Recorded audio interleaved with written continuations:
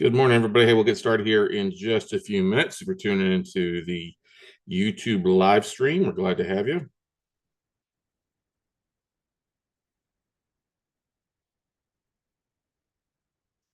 Giving everybody else the opportunity to get logged on here. There we go. Well, audio sounds good.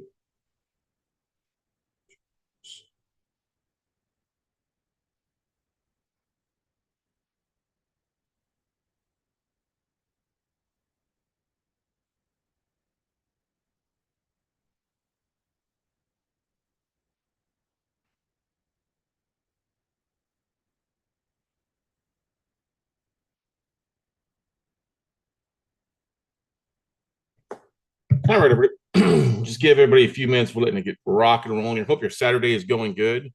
And we've got a busy day ahead of us here. Definitely an interesting time to be in the markets. Definitely an interesting time to be a real estate investor. Actually, a great time for us in the note space. Depending on what your focus is, we've got some great opportunities. We'll be discussing a lot of those throughout the day. And just really looking forward to this. Last live note weekend we did was in April. And so, did we do it in May? No, we were going to do it in May and then having to reschedule because of some things. But anyway, glad to have you all join us here. We'll get started here live in just a second with the record button. We are live streaming here right now. If you're in the chat here, feel free to type in where you're from, what part of the country you're joining us from. If you want to, when you're typing in the chat roll, make sure the chat roll and it's to everyone, not just to the panelists. So that way everybody can see your comments. Now, of course, if you want to just send me a private one, then just make it to the panelists, of course. But good morning, Andre, David, Kevin, Sander, Thomas. Good to see you guys join us here. My early birds always like to catch the worms. So we got a few folks join us on YouTube as well. Feel free to comment in that section. We are monitoring that as well as best we can. Not as good probably as we would on Zoom, but hey, we like the live stream because I know not everybody is out sitting home today. You know, a lot of folks are out running around running errands, and this is a great way for you to watch and learn along the way too from your phone.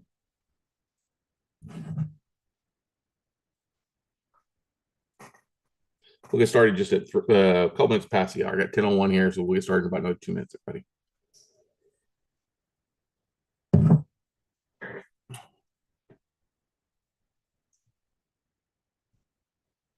If you are watching live on YouTube and you did not know, you can join us on Zoom by going to noteweekend.com. That's noteweekend.com. That'll pop up a link, free to register, take you to a Zoom link, click on it, and then you can join in the conversation. A little bit more rapid. Plus, you'll get an email with some access to the manual that we'll be going through kind of a little bit. For you to take a look at some other things along the way, due diligence checklists, stuff like that.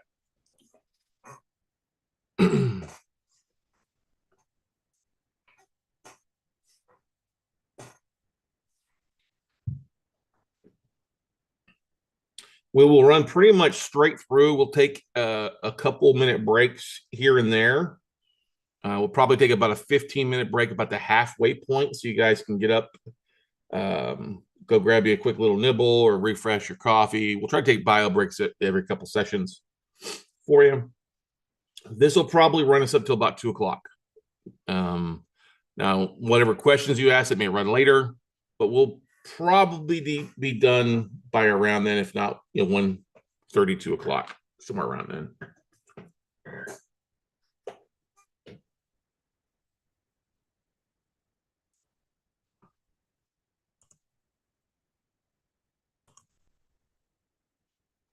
All right. Hey, good morning, everybody. Welcome to the June Note Weekend training class. As always, Scott Carson here. Excited to have you join us here for the next couple hours as we go through the basics of note investing. We'll dive into kind of what note investing is, the different types of notes that you can buy, how to fund these deals, how to evaluate them, how to find the deals from the duds, and how you can start diving in today, if you want to start finding some notes available as well for you. If you guys don't know me, my name is Scott Carson. I've been an active real estate investor for over 22 years now. And Austin, Texas is home, but I buy all across the country. There are a few states that avoid that I'll get into later on, but I've been buying debt since 2007. And that's all that I focus on primarily is buying non-performing notes since 2008 to be specific. Bought over 1,000 deals, but I am most proud of the fact that we have helped thousands of students close on thousands of deals and either add cash flow, add equity, add big checks to their bottom line. Because one of the great things about being in the note business, we call it the sexy side of real estate, because three things that I love right off the bat is first and foremost, you're much closer to the deal flow as we get banks and lenders and hedge funds and other note investors to send us deals on a weekly basis that we can cherry pick from. No direct mail marketing. Two, we're buying these at bigger discounts, not having to pay full retail, not overpaying off the MLS or anything like that. We're getting at bigger deals, 40, 50, 60 cents on the dollar, sometimes up to 70, but usually getting a substantial discount. And we're seeing deals 6 to 12 months ahead of most folks.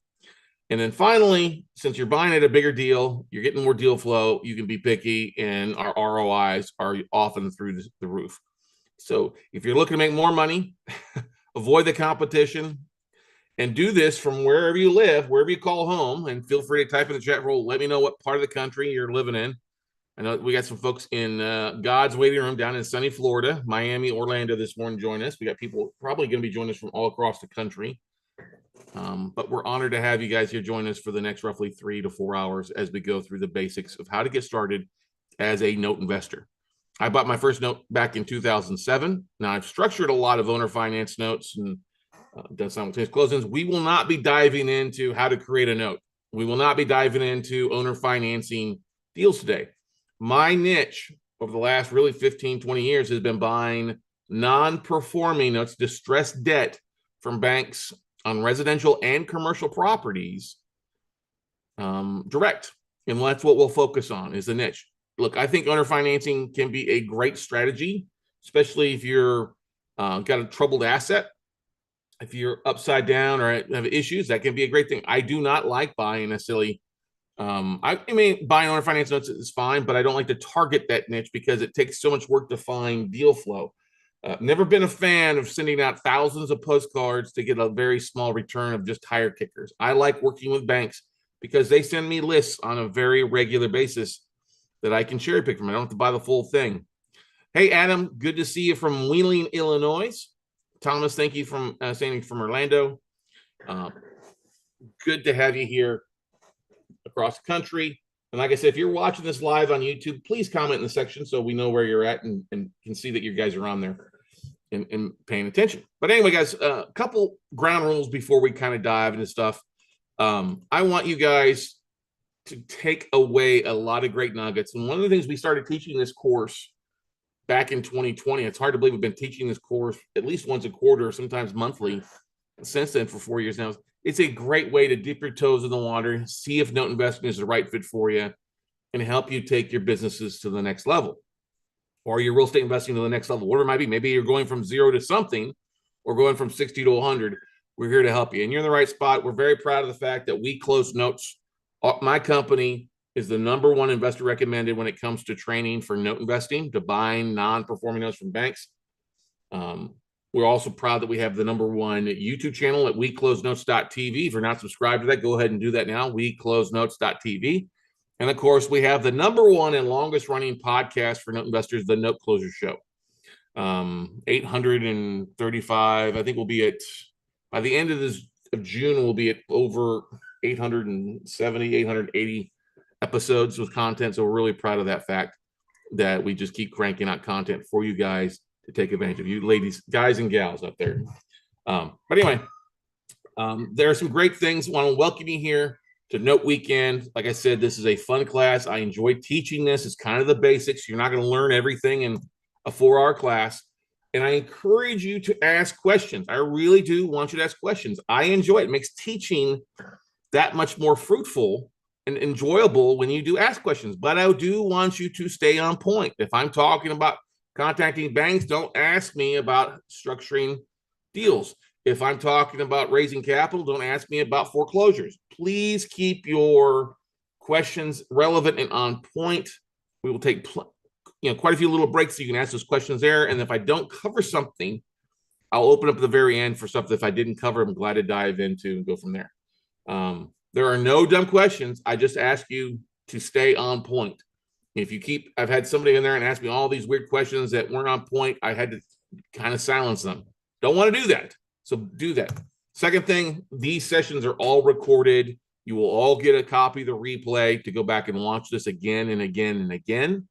So if you've got to skedaddle for a reason or two or something pops up, do not feel bad. We'll have the replay out to you probably by Monday.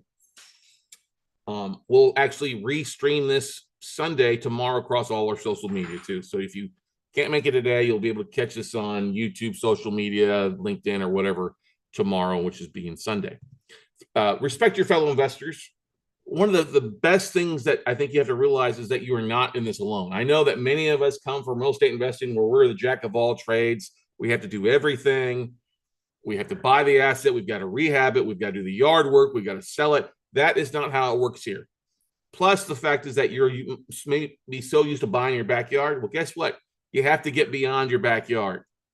And depending on where you're at, it may be better for you to invest outside of your backyard than it does in your backyard.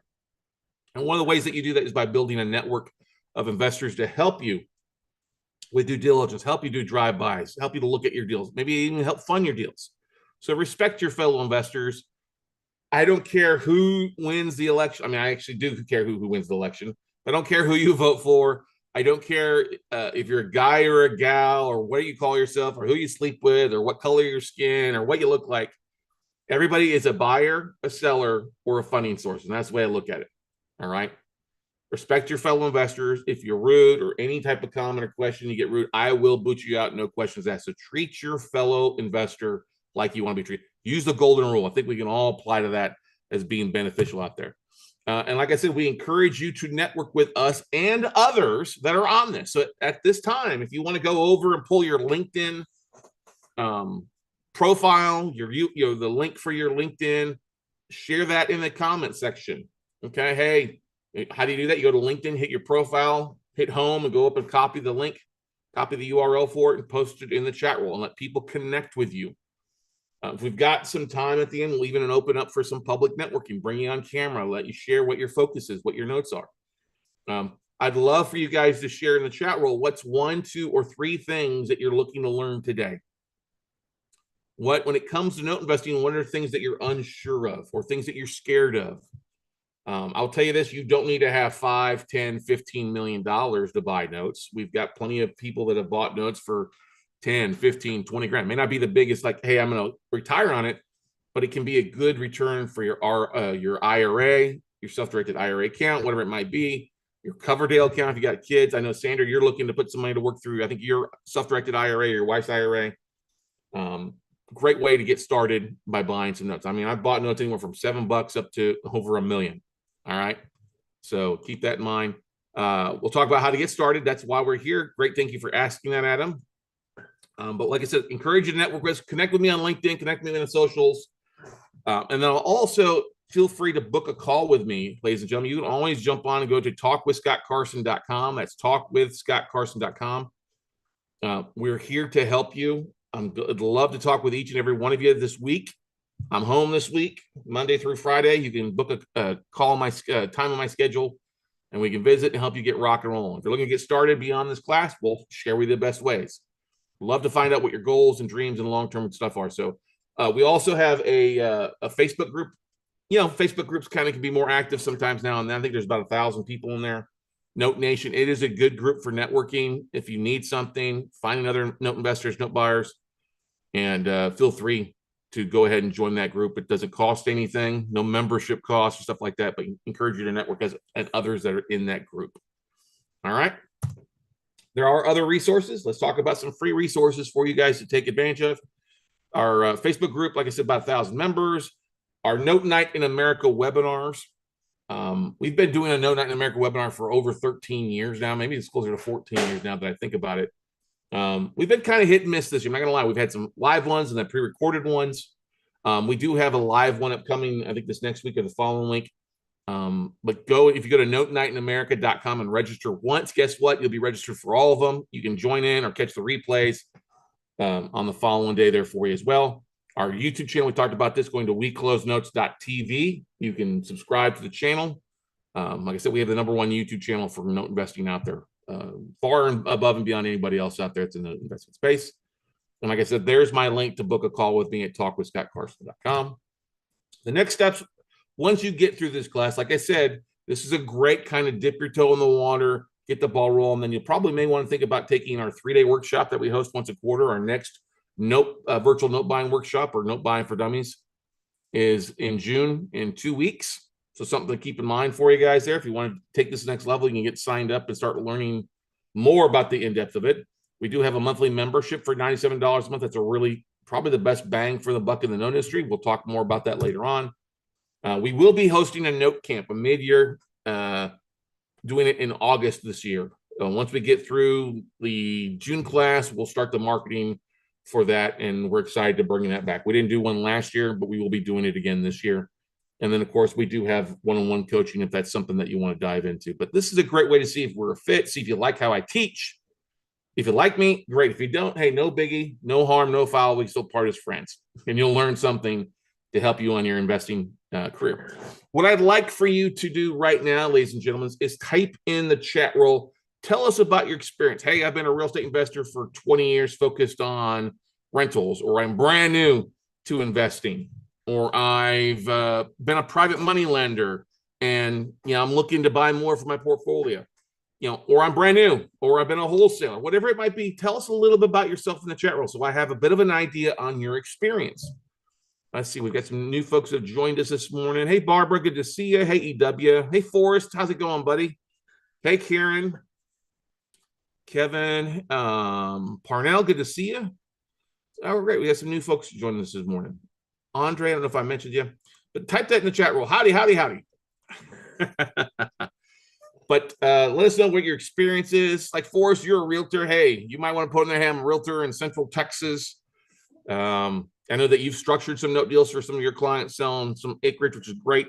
But let everybody know a little bit more about your experience. Like I said, feel free to share your LinkedIn profile URL. That's if you don't have a LinkedIn profile, you need to go get one. It's the 21st century, and Scotty's giving her all she's got to pull you in to the light of the new century, ladies and gentlemen. Many of you have to quit marketing like it's the dark ages or it's the 20th century. We're in the 21st century. You got to start embracing some of these things, ladies and gentlemen. And that's the one thing that you'll find. Well, that's one of the one things that you'll find that separates me from a lot of other folks out there is I understand the power of marketing. You can raise a lot of capital and find a lot more deals if you embrace the market. Doesn't mean you need to be me, but you do need to advance your marketing. Most people aren't doing anything, and that's why you're not having any type of success, or you're having limited success by just trying to do one little thing. Well, doing the bare minimums never got anybody further along. So my goal is to help you take your business to the next level. Adam is a Ron LeGrand master student getting back in the game with notes. Adam, wow, that's funny. Not in a bad way. I'll talk more about that in a second here. Andre, new investor, have a little bit training on performing notes. Okay, cool. Let's see here. Kevin, Crooks Fix and Flip, looking for an easier way. Yep, I can understand that. So Adam Cortez, Ron LeGrand, big fan of Ron LeGrand. Actually, years ago, was on the Ron LeGrand circuit with Bob Leonetti and Jimmy Kale. That's who my mentors were. That's who taught me the note business years ago about creating owner finance notes, selling up the closing table, structuring that stuff. I mean, I traveled with Ron LeGrand's group for, I don't know, 3-4 years, not only on the investor side by working with Bob and Jimmy, but also we were doing with the mortgage company that I worked with, going with my buddy Boyd Pops. We did a lot of mortgages for Ron's students, Ron's investors back in the day. So funny you say that, but from 2004 to 2008, I was basically every other weekend on the road to a Ron LeGrand event and learned a lot from him, attended a lot of his classes, and took what I learned from him and applied it into my investing. So glad to have you here. I don't know when you were part of that master class stuff, but hey, it's always great to see somebody with some common roots. Let's see here. Andre, you've had a little bit of training on performing notes. If you mind me asking who you took to learn on the performing notes side, always glad to hear. Parnell, see here, says, hey, I've been in and out of real estate for a while. I'm looking to learn about non-performing commercial notes. Okay. Karen says, I buy multifamily in Virginia, South Carolina, North Carolina, and Georgia. Okay, but I guess you're here for notes though, Karen. Barbara, I'm a realtor in Central Florida. Have been investing in home flips, my self-directed IRA since 2010. Awesome. I'm looking to learn about buying notes and purchasing notes. Okay, good stuff. Good stuff. Thanks so much for you guys sharing. That is great. Let's see here. Yes, here for notes. Well, here's the thing too, Karen. You're probably, I didn't say minute, but we're already seeing a lot of distressed notes in the multifamily space. All right. And we all know that a lot of people got in and bought a lot of multifamily apartments. And their whole goal was in 3 years to refinance out. Well, we know that refinance option is no longer around. It's gone the way of the dodo bird. So you're seeing really a lot of apartments that are getting foreclosed on. And we've been highlighting a few with some daily videos or little short deal videos talking about some assets. And if that's an aspect of what you're looking for, there's an opportunity if you've got some money to take some of those down, because you got to have cash to buy the notes aspect of things. Sometimes the banks will finance stuff, but most of these things, the banks want to be refinanced out of that mortgage on the multifamily. But we're glad to have you all here. Fix and flip investing, I get it. It's been difficult to find a deal. I like the fact that I can buy a note, rehab the borrower, or not rehab the borrower, and I know I'm going to either make money at the foreclosure or I'm going to start making money immediately by the borrower starting to pay monthly on a regular basis. And that regenerates cash flow. And if I want to sell that asset in a couple of years, I can, and make an even bigger chunk because I'm buying the asset at a big discount. So good stuff. Sandra, that's right. You are a real estate broker out of Miami, Florida. Thank you for sharing your link. Good stuff. All right, let's move on here and get rock and rolling into the different types of notes that we'll be discussing and kind of going from there in just a second, okay?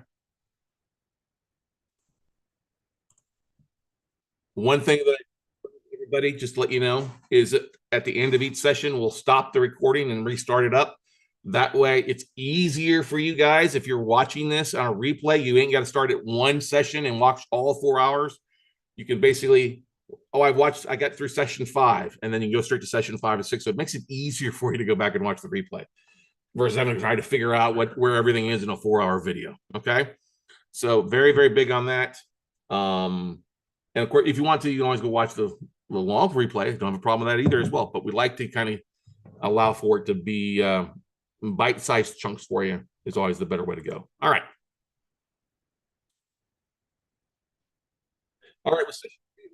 Weekend, we're going to type about the different types of notes that you'll see, the different types of notes that I believe are worth your time to pursue. And with anything, it's all about what you focus on. Can we agree to that, ladies and gentlemen? It's all about what you market to, what you put your energy into it.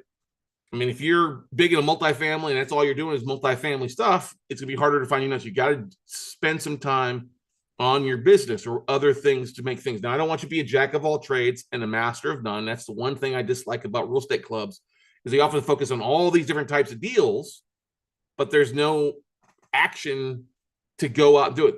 I mean, it's great to be educated. It's great to have a master's in real estate investing, but if you're not being focused and closing deals, it's really a waste of time and waste of energy. That's why we've niched down very long ago, found the value that the riches are in the niches, and picked this niche. But the different types of notes are different variables to some of these. The market has changed since I started, and we'll talk a little about that here. But the different types of notes that are available for you to buy is what we'll cover in this session. Now, notes fall into 2 categories. You have institutional and non-institutional debt. Now, what does that mean? Institutional means it's not institutionalized. No, basically it means it was originated by a bank, a lender, some sort of institution. Okay. Non-institutional debt is owner finance stuff that's basically, like I'll give you an example. Like if Forrest is working with a borrower selling the house and they create an owner finance to sell owner financing, that would be a non-institutional debt. If you're buying a contract for deed, that's a non-institutional debt, but it can be created by an entity, of course. We buy primarily institutional debt direct from banks, lenders. We do buy contract for deeds. They're not big here in Texas, but we do see them in other places. And occasionally we'll buy owner finance notes. Occasionally we'll do. The reason we've gone and focused on the institutional side is once you get into a source, it's much easier to get stuff sent to you on a regular basis that you can cherry pick from. Okay. That's not saying you can't find non-institutional debt makes sense. It's just it's a harder process to go that route to try to find just owner finance notes. I had a guy reach out to me, oh, I'm just targeting owner finance notes. I'm like, well, what's your success? Well, I've sent out 500 postcards, I've gotten 5 phone calls, and nobody sold anything. So, well, how much does that cost you? Well, it cost me about $1 a letter. I'm like, okay, so about $500. He's like, yeah. I said, listen, man, if you could jump on LinkedIn and you type in a few terms and you hired a VA for $5 and that's $100, I guarantee you they'd find you a lot of deals that you start looking. Heck, you can go to a few websites to start looking at deals right now. You know what I mean? Parnell, thank you for sharing your link. Awesome. Thank you. So institutional debt and non-institutional debt. Let's talk about some of the different things. Now, you have residential first liens that are performing. This falls in both categories. And by performing, that means the borrower is paying on time. Pretty simple, whether it's they've paid on time for 30 days or 30 years, whatever. Performing notes is one way to go. Now, what's the thing about this? If you're looking for performing notes, okay, you're probably not going to buy a performing note directly from a bank. Banks aren't going to sell a performing note off most of the time on a one-off basis on a residential deal. They'd rather sell that in bulk. Like I had somebody reach out to me, bank out of California, 1,500 notes performing. They wanted par, basically right at par, 99.5%. Like there's no way to make any money on that. No thanks. Okay. Now you can buy performing notes from this is the one niche that you're probably gonna find. You can buy performing notes from owner finance buyers. It just takes a lot of work on the front side. And I'll get to what performing is. This is where it's basically been paying on time nonstop. Okay. Non-performing. Residential first liens, we're going to talk primarily about residential today. We'll dive in a little bit in the commercial side.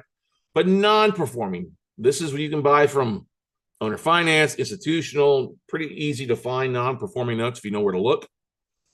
What I like about this is you should be getting these at a substantial discount depending on where they're at, how far behind they are, what state they're in, and the value of the property versus what's owned on the note.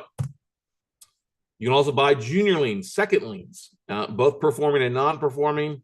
These are harder to find than your first liens. The reason they're harder to find is A, there's a lot less created, a lot less originated on the second lien space. They're also a riskier position to be in. I don't buy seconds. I mean, I have bought some seconds, but they were always the seconds that were behind my first. And I bought them at a very cheap price because I was going to foreclose them out. And seconds are overpriced right now too. With all the appreciation that's taken place the last few years, those seconds are fully encumbered. So people aren't selling them at 5 and 10 cents on the dollar like they used to. I get people like, oh, I got 50 grand, I buy a portfolio of seconds. You might buy one. And they're like, what do you mean? I was like, you have to realize the market's changed since 2008. You can't be taking a class and a manual from then and applying it in today's world. This is why we do this. This is why we teach classes on a regular basis, because the market's changing. Pricing is changing. Expectations are changing. Can we agree to that, ladies and gentlemen? Yeah, it's just different. You got to understand the market. I had a guy reach out to me the other day. He's like, oh, I got your manual from 8 years ago. I'm like, well, some of it's still going to be good, but a lot of it's going to be outdated. I'll just stick with that. Okay, fine. Commercial first liens. You can also get commercials, junior liens. I wouldn't buy a junior lien on a commercial property right now at all. You can buy commercial first liens that are performing, paying on time. Also, commercial first liens that are non-performing. Okay, no, you don't. I mean, commercial's a bigger space. You're going to need some money on either of these, whether it's yours or other people's money.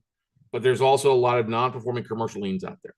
Okay, the further in default they are, further behind they are, the further they've exceeded their maturity date and not refinanced out, the bigger the discount the lender should be taking to get it off their books. Okay. Owner finance notes. This is, performing and non-performing. We talked about that briefly. Contract for deeds. This is basically like a land contract. You'll see that you can buy those performing and non-performing. We still buy a lot of those. You don't see as many of those as there once was because value's gone up quite a bit, but we saw a lot of contract for deeds back in 2008 to 2014, these low value properties, these foreclosures that HUD took back. You had big firms like Harbor Portfolio, who bought these by the thousands and just basically owner finance them on a land contract. If you didn't pay, you got evicted. Bring 500 or $1,000, you're on a 30-year mortgage at 9.9%. Get into a house, cheaper than rent. Okay. If you didn't pay after 90 days, we evict, foreclose in a few states, and then do it all over again. So those are pretty good. We bought a lot of those, spent a lot of good money on contract for deeds. A little bit different now, but still a lot of opportunity out there. Okay. You'll see some lease options available for sale. I don't spend a lot of time on lease options because it's just a tenant and a lot of you can't do a lease option here in Texas beyond 180 days legal. I like actually owning and being in a secured position of either owning the first lien, or on the deed, being on the deed if I buy a contract for deed. Okay, I only buy 99.9% of the time first lien. That's all I buy. Okay, and 95% of the time it's institutional debt. We've bought owner finance notes, but oftentimes the seller can't take the discount that I'm willing to give them. And oftentimes the owner finance note is written in a spot it's really unmarketable. Like I'm always surprised when sellers will give like a 2% interest rate on owner finance notes. Well, you can't market that right now. It's not with interest rates being at 7. It just doesn't make a lot of sense. So always, if you're thinking about owner financing, it's always best to run it by somebody who's a note buyer to tell you how to structure that deal better off. Now, look, I love buying an owner financing. If I can get favorable terms by getting the seller to agree to owner financing at a 4 or 5% interest rate, by all means, do it. We've done that. We've bought on 0% interest rate because the seller was motivated to move it, and they needed to get that payment off their books or have somebody cover their payment, so we took it over. We've also modified some of our loans to 0% interest for some of our borrowers to help them pay that asset off faster, and it still was a good deal for us. All right. So where should you focus? Okay. Where should you spend your time focused on in today's market? Pretty simple. People look at two things most of the time: cash flow versus the property. Look, if you're getting into the note business to acquire more property, don't. Okay. You always got to look at the aspect of this, a cash flow basis. That's what banks make loans for. It's the cash flow basis. You are wearing a banker's hat when you become a note investor. Focus on the cash flow side of that. All right. Yes, it is important to know the property values. I'm not talking about it. Will you take some property back at some point? Will you foreclose? Yes. There's no guarantee, though, you're going to end up with a property by foreclosing unless it's some specific situations. We'll get that later on. But focus on cash flow first. Focus on ROI, your return on investment, and your return on time. I'll give you a great example. We got a deal in that we made an offer on. It was on a 5-acre mini farm up outside of Anderson, Indiana, worth about 95. It was vacant. The borrower had passed away, but they deeded it over to a neighbor. Hadn't paid in 4 years. They only owed like 25. We made an offer at 15, and it was accepted. But they were only making 100. The payment was only $149 a month. Okay. When we made that offer, it was non-performing with the idea that we were going to foreclose and either A, get paid in full at the auction, or B, if nobody bought it at auction, now we take the asset back and we own it. And this is something that would have been good. But our biggest goal on this one is not the cash flow on this one. $149 a month on a $15,000 isn't worth our time. Well, our offer is accepted, but guess what? The borrowers came to the table and reinstated the loan to the previous seller, and now they're only paying like $200 a month. They modified the payment a little bit. Still not worth it. So the return on investment for us on that deal is not good. Moving on to something else. Okay. Inventory too. If you're looking for stuff in specific states that's not having a lot of inventory, it may not be worth your time. Like, I'll give you an example. I'm in Austin, Texas. I love the Lone Star State. I love Texas. Okay. This Minnesota boy that came to Texas, a young guy, I would say more Texas than anything else. If I just focus on Texas assets, I would probably have gone broke. If I'd focused just on Austin assets, I would have gone bankrupt a long time ago, because Austin, very competitive market, Texas, very short foreclosure time frame. And so when I started getting these listings, yes, I would look at anything in Texas, but it's often because of the faster foreclosure process and the big demand here. Banks sell this stuff a little bit more expensive at higher price. So I put my notes to look at different states. And that's why I buy in about 20 to 30 states. I buy in Texas if I see something. I love Austin, but I rarely see anything in Austin that's going to make sense for me. If you're in California, looking for just California assets, you need to expand your horizon and go somewhere else. Okay. It doesn't say that you won't see some stuff in Texas. You can't do it. But if you just set your sights on that limited target, you're going to have limited opportunities. I always say look at 3 to 5 states to start off with. Don't just go for the non-judicial or the fastest foreclosure states. Everybody wants to do that. If you find a deal in Ohio, which can take you 9 months to foreclose, then great. If the borrower's in it and wanting to make some payments and you can buy it at a good price, be good ROI, great. You have to set your mind up not to be like 90 days in and out of it. These are longer term deals of usually 12, 24, 36 months. Good yields. All right. Keep that in mind. If you're just trying to do quick fix and flip, this is not the business for you. Okay. I get phone calls all the time too, like, oh, I just want to buy apartment units that are 100 units or less. Well, so does everybody else. Okay. Apartments have been one of the most overpriced asset class for years. That's not saying you won't find it, but you're not going to get it at 10 cents on the dollar. All right. You're going to be expecting to come in at probably 60, 70 cents on the dollar. And if that makes sense, great. If it doesn't, then move on to something else. Plus, if you're buying like $1 million note in California, well, you could buy $20,000, $50,000 properties at other places and have your risk diversified, have a higher yield. There's a lot of things to customizing your business model with this, but these are important things to keep in mind. Okay. Pricing, we talked about this. Pricing will vary. I don't buy anything on the West Coast because they're just smoking crack out there. They still want like 90, 95 cents on the dollar for non-performing stuff. There has been some things, some bigger commercial buildings that have sold at bigger discounts, sizable discounts. In LA recently, San Francisco stuff. I wouldn't buy in either one of those states. I don't buy California in the communist state of California. It takes forever to foreclose and it's not worth it. Better deals. I like to buy in landlord-friendly states, lender-friendly states. Okay. Time. You don't need to put in a 40-hour work week. People ask me that all the time. How much time is this going to take to add into it? I'm going to say if you dedicate 5 to 10 hours a week, okay, and I'm serious, 5 to 10 hours a week, an hour on Tuesday, Wednesday, Thursday, and an hour or two on Friday, Saturday, Sunday. Probably not Friday. It's time with your family, and most of the banks are closed, obviously.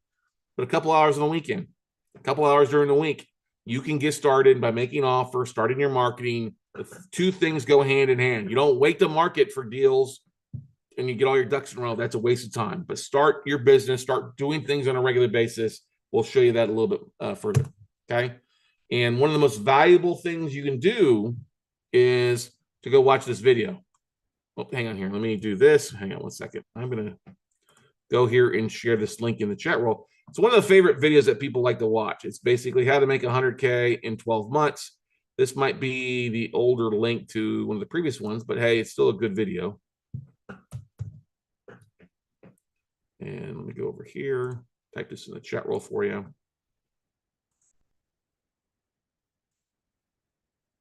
Everyone. There we go. Go watch it. It's kind of our game plan for how we buy deals, our business model for building cash flow, for creating a 6-figure income in 12 to 24 months of passive income. All right. Not using your own money, not making $1 million purchases, but $50,000 assets, $100,000 assets, buying 1, 2 of those a month. You can do it and really set yourself up in the long run to say, hey, take this job and shove it or basically retire if you want to do that. But how to build a 6-figure cash flow business by going to that link. Okay. You can also go to our YouTube channel and type in 100K in 12 months, and that should pop up as well for you. A couple of different of those videos we've done for you. We always usually update it and like to share that because the market's changing, ladies and gentlemen. But we got to have a game plan, and that's been a really great game plan for a lot of our coaching students to take that model and make things happen. Okay. Now, of course, foreclosure timeframes will also have a huge impact on your note business. This is why we avoid the longest foreclosure timeframes. Okay, there is judicial foreclosures. That means going through, you have to have an attorney, file a lawsuit, and go through the judicial court system to foreclose. Most of the time, the fastest you can get through that is 6 months, probably 9 months on average. Some states are over a year. Okay. Some states are 2 to 3 years, and we don't buy in the longest foreclosure states. Okay.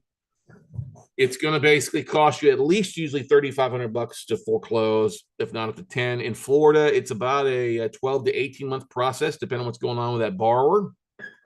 Okay. You can often get them in a little bit cheaper price point if it's in a longer foreclosure state. I don't buy in New York. It's a 3-year foreclosure process. I don't buy in New Jersey. That could be a 2-year foreclosure process, except for vacant properties. They've got a 6-month expedited foreclosure for vacant properties in New Jersey. It's not so bad. But those I don't buy in Puerto Rico. Takes you about 3 years to foreclose there as well. Yes, you can buy notes from Puerto Rico. You can also buy them from the U.S. Virgin Islands. We'll see them every once in a while. Pop-up takes a couple years to foreclose there. Okay, but there's still plenty of great notes to buy in other places. Now, I don't like Chicago. No offense to our friend from Illinois. Illinois is about a year-long process. Chicago, my gosh, is the most corrupt system out there. I call it Crook County. So avoid Crook County or Cook County, Illinois. Doesn't mean you can't buy something in Lake County, DuPage County, or other places around Illinois. You can. Still going to take you about a year to foreclose. Ohio is about 9 months. I'm not going to go into a state-by-state basis. That's something for you guys to take a look at. Very easy to Google what's the foreclosure time frame in blank state. Okay. Non-judicial foreclosures. These are fast foreclosures where all you basically need to do is file a notice of default. In judicial states, it's called the lis pendens to file that foreclosure starting process or that the borrower is in default. Some states, like Texas here, you don't file a notice of default. It's just basically if they're late in more than 90 days, you start that foreclosure process, you can foreclose in 21 days, okay? Shorter time frame, 21 to usually about 120 days. They're less expensive, 1,000 to 2,000 to foreclose. A lot of states west of the Mississippi, but since it has a faster foreclosure time frame, you're going to pay a little bit more. Like Georgia and Texas, the two fastest. Georgia's 30 days, Texas is 21 days. You're often going to have to pay at 70, maybe 80% of the debt, depending on equity, because it is such a faster foreclosure state in today's world. Just is what it is. All right. So when I'm getting started, I always tell folks, pick a couple judicial states, a couple non-judicial states, and they'll give you an opportunity. Like if you're looking at stuff like I would look at, if you really want to dive into stuff, look at Ohio, it's judicial, Michigan, non-judicial, Indiana, judicial, but it's usually relatively faster. Missouri is non-judicial, and then pick another state. If you live in Texas, don't make Texas one of your top 5, make Texas the cherry on top. Okay. Florida. If you're down in Florida, there's a lot down there. Just got to expect to be into the deal a little bit longer to get things done. Doesn't mean if you're trying to buy a note to get it modified or reinstated, it can happen faster than that, but it can drag out because of foreclosure timeframes. Licensing requirements. Do I need a license to buy notes? And the answer to that is yes and no. It depends. Okay. If you're buying in like California, Washington, Oregon, they want you to have a specific license for that. I don't buy in those states. It's not worth it. Big pain in the ass, so you don't need it for that. Georgia wants you to have a mortgage broker's license unless you're buying in your self-directed IRA. That's the exception, okay? Most states want you to have a debt collector's license of some sort, and most of the time that licensing requirement is completed when you hire a servicer that's licensed to collect debt in that state. So if your servicer is a licensed debt collector, that usually solves you needing one. There's a few states that are different, like Illinois does want you to get a separate state license for collect debt. That's about $750. It's good for about 2 years. Won't stop you from buying. You got to get that going before you foreclose, though. Some other states have some other trickiness, like Louisville or Kentucky wants you to have a personal bond if you're done in your personal name of $500,000. If you're an entity, it's $1 million bond. I don't buy there. There's only really 2 cities in Kentucky that interest me: Louisville and Lexington. But there's other, but you can actually buy real estate cheaper there instead of going through those license requirements. Massachusetts has a weird licensing requirement. I don't buy there. Let's see what else is any weird other license. Not really, but like I said, if your servicer is licensed to collect in that state, it usually solves it 75-80% of the time. Okay. Ohio, that's what the thing is. If you're going to buy junior liens, you got to have a separate license to buy junior liens. I don't buy in Ohio. Okay. Let's see. Oh yeah, Maryland does want you to have a specific different license. Not that big a deal. That won't stop you from buying. And we already talked about the Georgia requirements. Okay. Now this can change over time. Some states are trying to enact laws to make it a little bit more difficult to buy notes. Okay. So if you have a specific thing about a specific state, talk to your local legal team, talk to your local attorneys and stuff like that. Parnell, so I'm assuming there's still a strategy to make good money paying a bit more for deals in these faster foreclosure states. Yes, if you're, yeah, of course, Parnell, if the numbers make sense. Okay. So yes, it's all about velocity capital. So I'll give you an example. Like in Texas here, if I can foreclose in 21 days, well, and that means if there's equity above what I'm buying the note for, and I'm going to not sell at the auction, or if I do sell at auction and I make 10 grand on a $60,000 purchase price, 10 grand on 60 in less than 6 months, that's a pretty good yield. Can we agree to that? Yes. If I don't sell at the auction, I take the asset back and it's worth 100. Well, yes, then I can turn around and fix that property up and sell it. So yes, it's all about the numbers. Okay, all about looking at numbers. Don't fall into the trap of OTSC. Oh, that's so cute. Okay, the numbers have to make sense on it. And yes, if you can speed, it's all about days on market if you take an asset back, or is it in the foreclosure process and what's owed versus what am I buying. I'll give you an example. When there is equity in a deal, and by equity I mean there's value of the property above what's owed, the legal balance. So let's say you got a $200,000 property, legal balance is $150,000. Okay, there's $50,000 in equity that the borrower has. You don't own that equity. You're not the property owner. You're only the bank. You're only entitled to that $150,000. Well, since there's often equity above in those equity deals, banks will want you to come in, or sellers want you to come somewhere around 80 to 90 cents of the legal balance. Well, if they want me to pay 90 cents of the dollar of 150, it means I'm paying 135. Now, in Texas, that might still be a deal to make 5 or 10 grand on. And that's too skinny a deal for me, right? Now, if it doesn't sell at the auction, now I own the property. Now it makes sense of that stuff. But for me, I've got to make at least 15 to 20 grand at the foreclosure auction to make it worthwhile my time in a faster foreclosure state.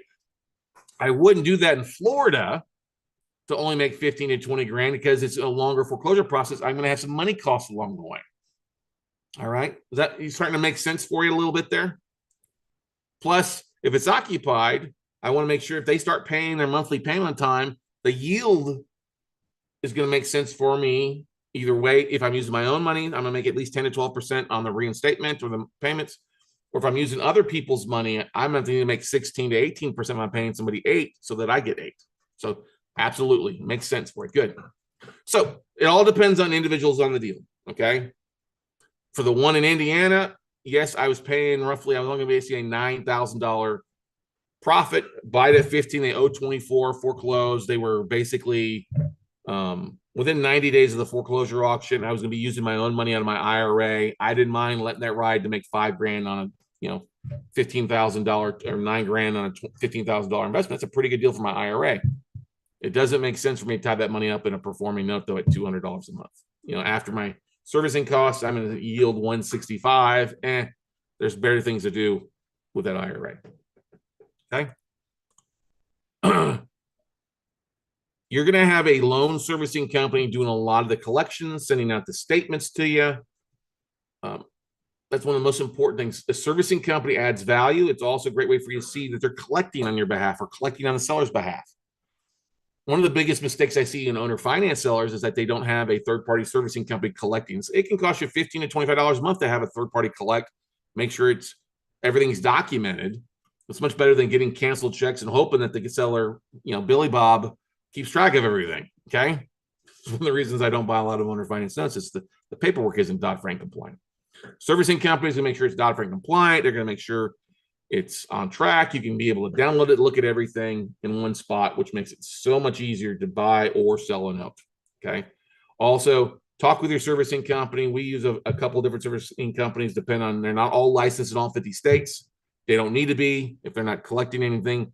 We use Covey Financial out of San Antonio. They're good if you're doing 20, 30 deals. They usually want you to have a little bit bigger portfolio. They don't usually want to deal with a one-off investor.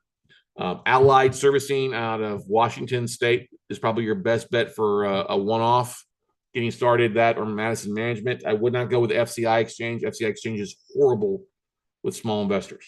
Okay. It just is what it is. Okay. And depending on where you're buying at, there's some services I would recommend. Essence Servicing, while they will do a one-off note, they're going to be the most expensive out there, and I wouldn't potentially keep it with Essence Servicing. You could go with Land Home. They usually want you to have a little bit more portfolio.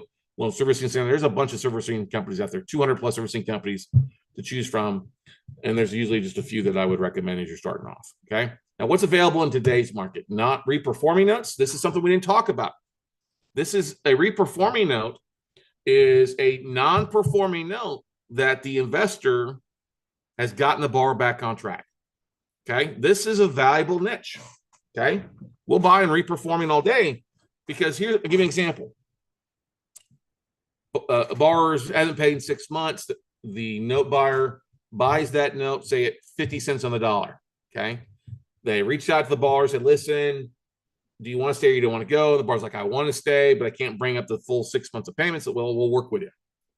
So the borrower starts paying on time and pays on time for 12 months or 6 months with a big payment to get caught up. Okay.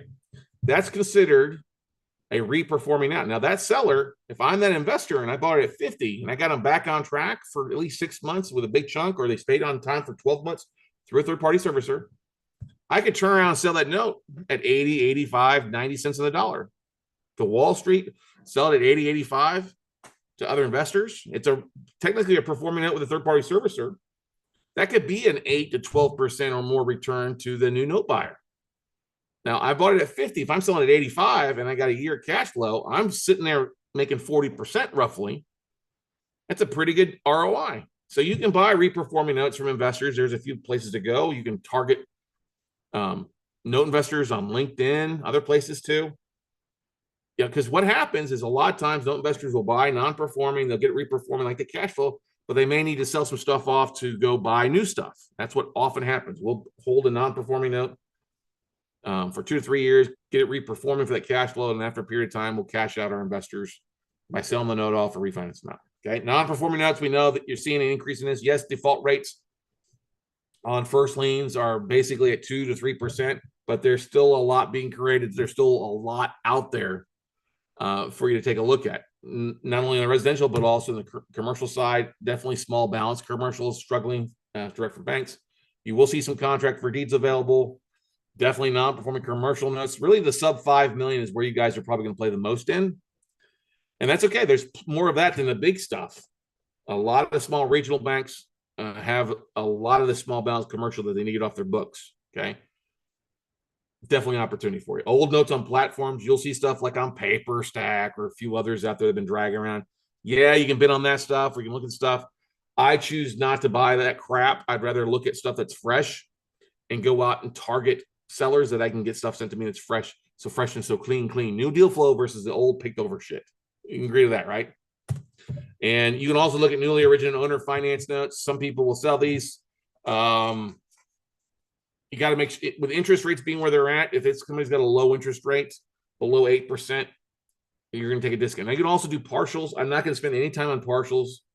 Partials, the most over exaggerated aspect in the business. Yes, can somebody buy 5 years of payments? Yes, they can.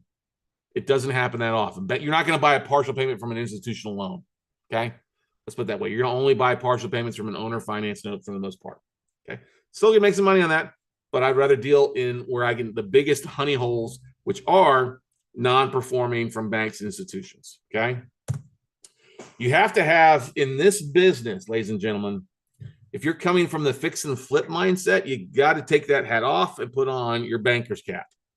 A banker's mindset is going to be different. And if you try to merge the two together, you're going to be overcomplicated, confused, and overpaying for assets. I'll give you an example. You're buying the note, not the property.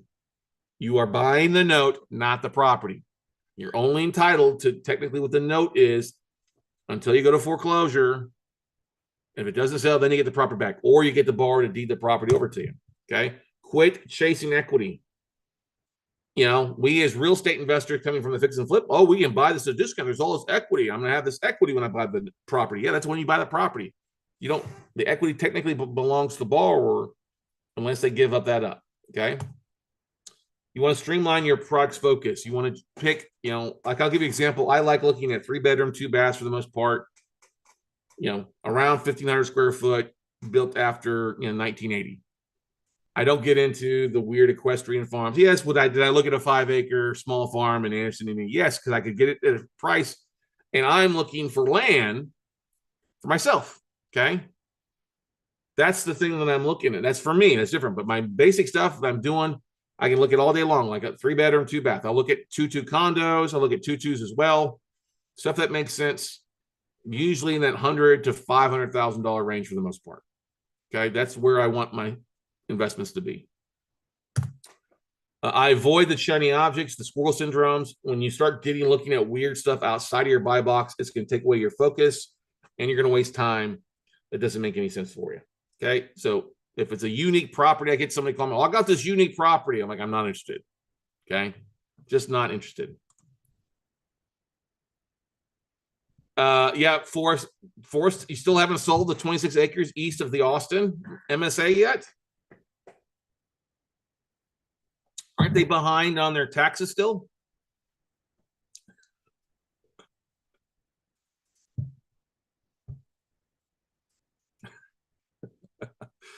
Then I'll email you over an offer. You're probably not going to like it, but I'll email you over an offer. Something you can present to your sellers on that. Forest, that's funny, man. I thought you'd sell it, but I guess not. I guess the market's changing. Yeah. Email me on Monday. Shoot me a message on Monday to remind me. All right. Here's the thing. When you're buying notes, you're buying the note. You're looking for the cash flow. Your cash flow should be your number one priority, with taking back the real estate to sell it as your second, and then doing a fix and flip as your second or third option.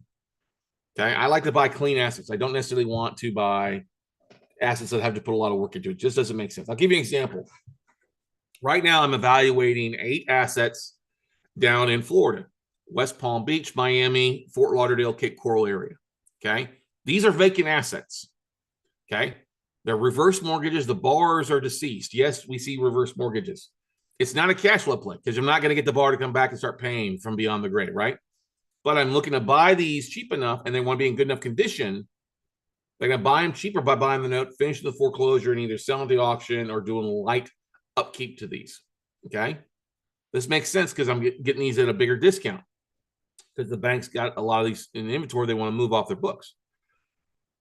But these are going to be 6-month deals or less for the most part. I'm looking at those because we see it at a bigger discount. I also like looking at the stuff that I can get reperforming. Like I'm looking at this one in Elkhart, Indiana.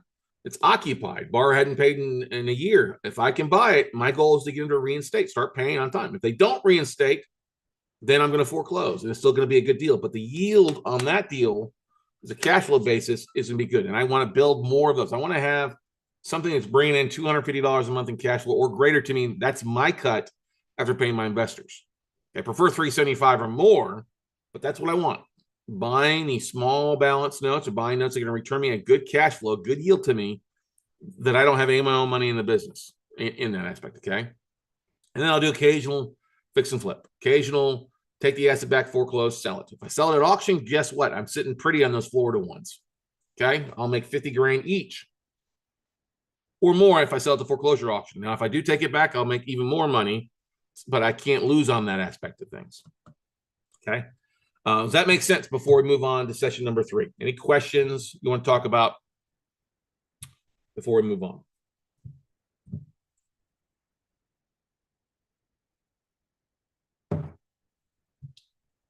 All right, let's move on.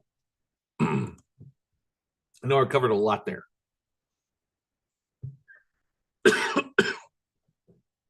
Take a short little bio break after this next session, everybody, okay?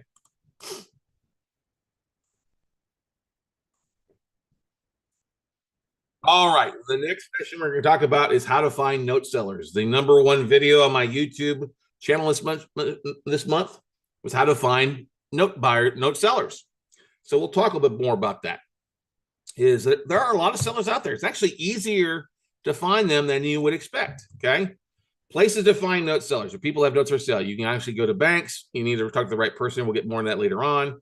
Lending institutions, mortgage bankers, servicing companies, note conferences and conventions, LinkedIn, private sellers. You can actually go to the county clerk or the county recorder's office and actually look for assignment of mortgages that are filed to find who had a note and who sold it. So you find 2 people. Foreclosure lists will tell you who the bank is that you can reach out to, and either or the attorney who's foreclosing. We did a whole finding deals webinar here at this link. Go check it out. bit.ly/finding note deals. Go through a whole lot of great things out there. We found deals from all these sources and then some. Okay. Now, when it comes to contacting banks or lending institutions, there's specific departments that you want to talk to. Now, you're not going to call customer service and talk to loan servicing. They're not going to know what the hell you're talking about. They're going to tell you, no, we don't sell their loans. Most of the servicing for banks and lenders is outsourced by a third party. They're just there to service the loan, not to help you with it. That's why if you're contacting banks, you need to contact these 4 departments. You don't learn anything else from me this weekend. Learn this one thing, okay? Large institutions, their departments are called the Special Assets Department. So if you want to go to LinkedIn, type in Special Assets Manager, okay? Smaller banks, some REITs and stuff like that, they have something called a Secondary Marketing Department. Not the marketing department, secondary marketing, okay? Secondary Marketing Manager is a job title to take a look at, okay? Whole Loan Sales Department. This is about REITs and insurance company. Look for whole loan traders, whole loan sales, okay? Even capital markets can often go by commercial stuff. Capital Markets Manager. Fourth one is the smaller banks, the smaller institutions, stuff like that, smaller regional banks. They'll have a chief credit risk officer or a secondary marketing or special assets. Just depends on the institution. These are the 4 names of departments at banks that you want to ask for. You can actually go to LinkedIn right now, type in Special Assets Manager, Secondary Marketing Manager, Whole Loan Sales Trader, Chief Credit Risk Officers. On LinkedIn, you'll find thousands and thousands and thousands of people that have that job title. And then what do?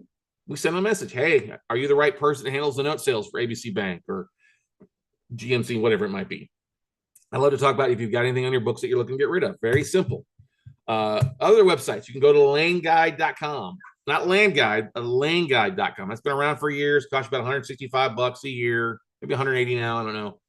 It kind of tracks who's bought who. It can often give you a lot of internal numbers and emails to asset managers at some of these banks. Bauer Financial. You've probably seen the saying that there's 65 to 85 banks that are technically upside down in their portfolio that are pending closing. Bauer Financial is a place to find that information. Bauer Financial will take the quarterly reports that banks and credit unions have to submit in to the FDIC, and they'll basically, you can look at that stuff there. Or what I do is I contact Bauer Financial and they send me a report once a quarter with the star rankings, and then basically those quarterly reports finalized down to a spreadsheet. What percentage of their portfolio is in default, what's between 30 and 89 days late, what's the balance of the portfolio, what percentage of this stuff is, what percentage of their multifamily stuff is in default, who's got defaulted stuff. It's a great resource. About $300 to $400. It depends on what you pull. I only pull it for banks that have 5 or more branches. Anything below 5 branches are really too small. And that's not saying they won't sell, but they're going to be very, very conservative on what they sell. They can't really take a big discount off of what they finance that property for. So the ones that have 5 or larger banks, they're the ones that are going to be, what would I say here? They're the ones that are going to have the most amount of opportunity for you and be a little bit more aggressive on their sales. The FDIC.gov, you can go there and check out any bank's quarterly report. They will also tell you what banks have gone out of business and any asset sales. In Texas, we have a very friendly state. You go to the Texas Savings and Mortgage Lending Department. You can actually go on there and ask for them to send you a list of all mortgage bankers doing business in Texas, or mortgage servicing companies that are doing business in Texas. That's a great place. They will send you a spreadsheet, names, phone numbers, and email addresses, especially in the mortgage bankers, mortgage servicing. They'll send it to you for your full mortgage company, anybody that's licensed in the state of Texas. But mortgage banker contacts, servicing contacts, that's a wealth of knowledge, a couple thousand emails right there for you to add to your database to start reaching out to, okay? And then there's other state licensing websites. Every state has a different department, kind of like California's Department of Real Estate. Illinois, I think it might be the Department of Insurance. It varies. Florida's, Department of Real Estate, stuff like that. If you reach out to these and ask for, I'd like a list of licensed mortgage bankers who are licensed to do business in Texas or Florida, wherever you're at. Mortgage bankers, not loan officer, but mortgage bankers, that can be a really good source to reach out to. And I like to take a list of contacts, put them in an email, and drip market to them on a regular basis, okay? Scotsman Guide can also be beneficial on the commercial side. It's not so easy on the residential side. The ScotsmanGuide.com. It's Scotsman Guide with just one T, not two like my name. Um, free, been around for years. It used to be coming this big magazine like ESPN the magazine once a month when I was a mortgage banker, mortgage broker. Now I just use them to kind of find some commercial portfolio sellers who are originating notes, holding for the portfolio as potential ways to buy their stuff off their books. Okay. You can also look at some platforms like paperstack.com is okay. Watermark Exchange really isn't around anymore, but occasionally Val will throw some stuff up on there. Essence Servicing doesn't have a platform, but you can register as a note buyer there, and they'll send you lists out. About once a month, they'll ask you to who's your coach, note coach. David Polio is the trader there. Deb Expert's kind of a newer platform. They'll have some stuff occasionally. Fixed Notes will have some stuff that's usually really crappy second and third liens, not really worth wasting your time on. On the commercial side, 10x or auction.com is the same platform. They'll have notes available for sale or auctions they're going through. Mission Capital is a bigger company with bigger portfolios. No Trader Exchange, I've never bought anything from them, but they'll say they'll have stuff available. And then DebtX is a big exchange that's going to require you to register for like a 500 to $1,000. Okay. Platforms are okay. I will use primarily PaperStack to get a list of sellers because they'll list who the seller is, and I'll contact the seller directly because they usually only have like one or two notes on that platform. But I know that if they've got one or two, they probably got a bigger portfolio behind them. Okay. In essence, we'll send stuff out pretty regularly on a weekly to monthly basis. But that's a great place to get started. Those are great places to start looking at stuff, start practicing your due diligence, evaluating them. You know, I don't buy much from platforms. I buy direct. I have banks that send me a list directly because we've made a contact. Like we just got that 188 direct from the seller. It used to be on a platform. Contacted me directly to buy some notes, and we made 10 offers. We got 8 accepted, and we know we're already going to kill a few of them already just because things have changed since we made our offer. But that's okay. That's a process. You have to expect to have only about a 10% closing ratio. Okay. So if you make 100 offers, that means you're probably going to get 10, 40, 50 accepted, and then you'll probably close on 10 of them because you'll kill the others off in due diligence, values, paperwork, other things that just don't make sense for you. Okay. Questions? Comments, concerns?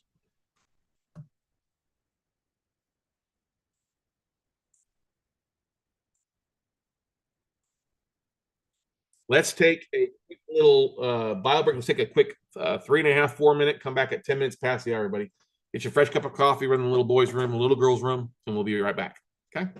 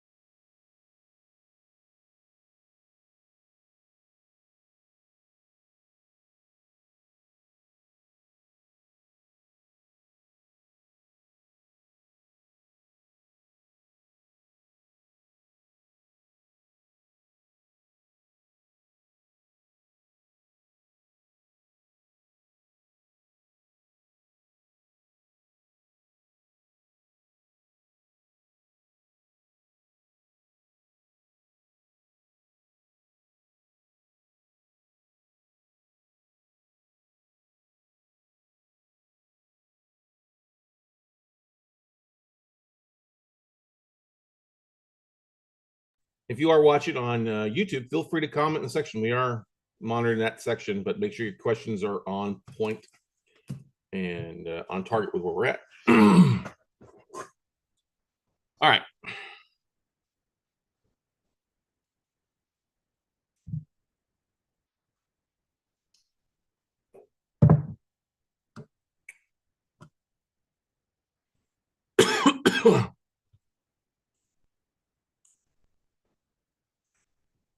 Now, we've talked briefly about what type of deals you can find, where to find them. I want to go through a little bit what you say, what not to say. Okay. We'll go through a lot more in depth during our 3-day workshop. We spend the first full day on finding deals, second day on the funding side, the marketing side, third day on the exit strategies and structuring deals. That's what we go through in our note buying for dummies workshop that we're hosting in 2 more weeks in June 21st to 23rd. I think I have the dates right. But that's where we're going to do a deeper dive into. We'll show you how to find contact banks. We'll actually walk you through that process of jumping on LinkedIn and going through it and sending messages and showing you how we actually market to find this stuff. But when you start reaching out to banks, there's things you want to say and things you sure as hell don't want to say. Okay. You gotta remember, you're a note investor. You're only looking for the bank notes. Okay. What and what not to say when talking with asset managers. Okay. You're going to have a basic elevator pitch. One of the things that I did years ago, and I still use it to this day, was I created a 1 to 2 minute little short video pitch. And I have that saved. So when I email an asset manager, instead of just being an email, I'll include that video link where it's me talking. Hi, my name is Scott Carson. I've been an active note and real estate investor for over 20 years. I'd love to talk about what you have on your books as far as non-performing notes on residential commercial properties. I'm looking for first liens only on the residential side with values between 100 and $500,000. And then I'm also looking for small balance of below 5 million. If you got something you're looking to get rid of, I'd love to take a look at it, see if we can create a win-win scenario and go from there. So it's kind of like that. You know, what do you have in your books you're looking to move this quarter or next? What do you have in your books you're looking to get rid of? This is when you get a hold of the right person. Like I said, don't contact the customer service number. That's like the last resort. You're better off contacting the main corporate office. If you're going to dollar for dollars, contact the main corporate office and ask to speak to one of those department names: special assets, secondary marketing, chief credit risk officer, that kind of stuff. Okay. I'm looking for my own portfolio. This is a number one thing to say. I'm buying for my own portfolio. I'm not wholesaling. I'm a broker. Don't say that. They don't need brokers. Okay. Like I would never call and say, hey, I'm a real estate broker. I want to help you move your notes. Worst thing you can do. I'm buying for my own portfolio. Now, if you're only looking to wholesale, you still say, I'm looking for my own portfolio. Don't tell them you're trying to wholesale the damn thing. Okay. Tell them, hey, we're trying to work it out with the homeowners. Okay. We're looking for something with some hair on it. What's that mean? Well, if you're bald, that doesn't mean you're getting a toupee. It means it's been on their books. Maybe it's nasty, starting to grow some legs, grow some hair that they want to get it off their books. Okay. We're looking to work it out with the homeowners, modify it, reinstate some sort of workout plan if possible. And we're looking for, like I said, first liens in these markets or states. I don't really narrow it down. I say I'm looking for first liens in most of the major markets, excluding New York, New Jersey. We don't like to buy there, but we'll buy in just about every other major market across the country. The whole idea, ladies and gentlemen, is to make it easy for that asset manager just to hit the download button on their portfolio and send you a spreadsheet.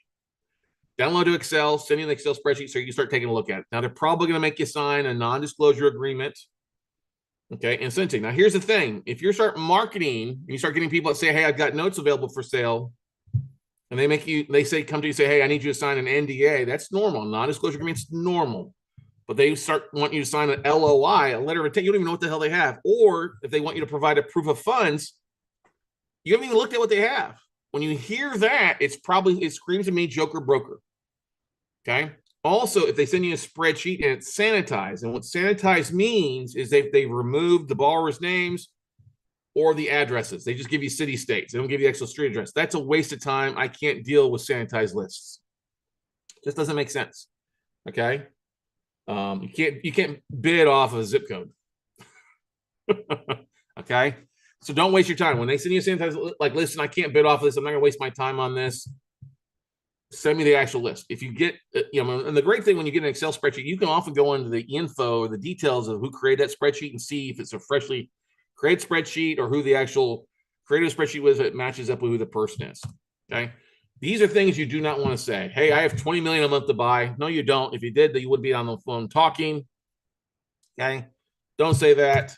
I'm looking for notes and REOs. Yes, you may be individually looking for both, but do not say this when contacting the banks because they're going to put you into the REO department. And guess what? That's just a voicemail box. Call the listing agent. Okay. That's what it comes down to. Just call the listing agent. No, I'm looking for notes for my own portfolio. Okay. Now, here's the thing. You don't have to say, if they ask you how much you're looking to buy, say, you say, I got $1 million. Got about $1 million in private capital. That's very true. Everybody can raise $1 million in 90 days. If you follow what we teach, you can definitely do it. We have people who raise 3, 4, 5 million in the first 6 months. They got plenty of money to go buy deals for. Okay. But you're looking for notes. Okay. Just that's all you say. Do not say I'm looking for notes and REOs. Okay. I'm looking to broker or wholesale. That will get you hung up on and they won't deal with you. I represent a buyer. I'm a buyer's rep. No, don't say that's so cheesy. Somebody taught that a few years back, and I literally wanted to tell him, you are stupid. When I get somebody calls me, I'm like, you don't have anything. Okay. I'm looking for anything. No, you're not. You're being specific. I buy everything. No, you don't. If you buy everything, it means you're a broker. First lien, non-performing, first liens that are either non-performing or reperforming, $500,000 or less. Now, in the higher valued markets, I'll go a little bit higher, obviously, but that first time home buyer market is really going to have the biggest bang for the buck. And small balance commercial, $5 million or less, we'll take a look at that. Anything over $5 million, for the most part, is getting gobbled up by Wall Street in a lot of cases. Okay. Or will be. And then last, I'm looking for anything in this one zip code or the city. Oh, I'm just buying in Austin. Don't do this. Go do something else. Okay. It's different if you're like, oh, I just want Miami. Well, that's, just here's the thing. Say, I'm buying in most of the major markets. Get the spreadsheet to you. If all you're going to buy is Austin, then look at the spreadsheet then. But don't shoot yourself in the foot. At least get the list sent to you, and that at least gives you an opportunity to maybe wholesale, or heck, give me a phone call, and let's look at the list together. Maybe I'll buy some. Maybe I'll know somebody that'll buy that we can help you make some money brokering that deal. No, you're not telling the bank you're brokering, but we can help you out in that. Okay. All right. The best times, there's 2 ways you're contacting these estimators. LinkedIn, you can do it anytime. Okay. LinkedIn, if you're working another 9 to 5, another job, when I got started, I would basically contact bank asset managers via LinkedIn. I would do it, while I'm sitting on the couch watching football. Heck, you'd be doing it while you're doing it now. Okay. But if you're going to email asset managers or bankers, there's specific times you want to send an email to, and other times you don't want to send an email to. Okay. Best times to email, and this is actually across the board if you're a marketer, is Tuesday, Wednesday, Thursday. Okay. Don't send an email on Monday. It's going to get buried because they're so busy. Sure as hell don't send an email on Friday. Okay, it's going to get married, and they're not going to really look at it until probably Monday afternoon or Tuesday. It'll be way buried down. So don't do that. Okay.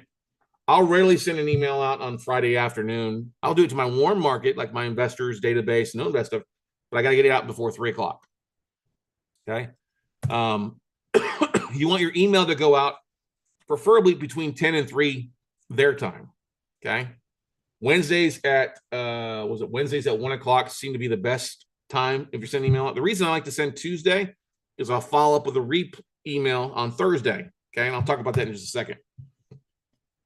When you send your first email blast to asset managers, you'll see a 10 to 20% open rate the first time. Let's talk about, like, if you download the list from the Texas Mortgage Bank or the Lane Guide, you're going to see about a 10 to 20% open rate the first time. When you send a second email, it's about a 5 to 8% open rate. And the third time you send an email, you get about an additional 1 to 4%. Now, do I send the same email? Yes. But here's what I do. Let's say I have 5,000 names, 5,000 asset managers. I send it to them on Tuesday at 10 a.m. 2 days go by. Thursday, I log into my email. Who opened the email? Great. They get classified into a hot list. Those that didn't open the email. So if I got 20% open rate, that means I had 1,000 open. That means I have 4,000 people that didn't open. They get sent the same email Thursday afternoon. So I get about, say, a 5% open rate on the 4,000. That's an additional 200 people that opened the same, that opened the second email, they didn't open the first one. they're tagged in my hot list. Okay. That leaves me with 3,800 that I send a third email to Tuesday afternoon. And I might get 38, might get 50, I might get a 1 to 4% open rate somewhere around that on that third email blast.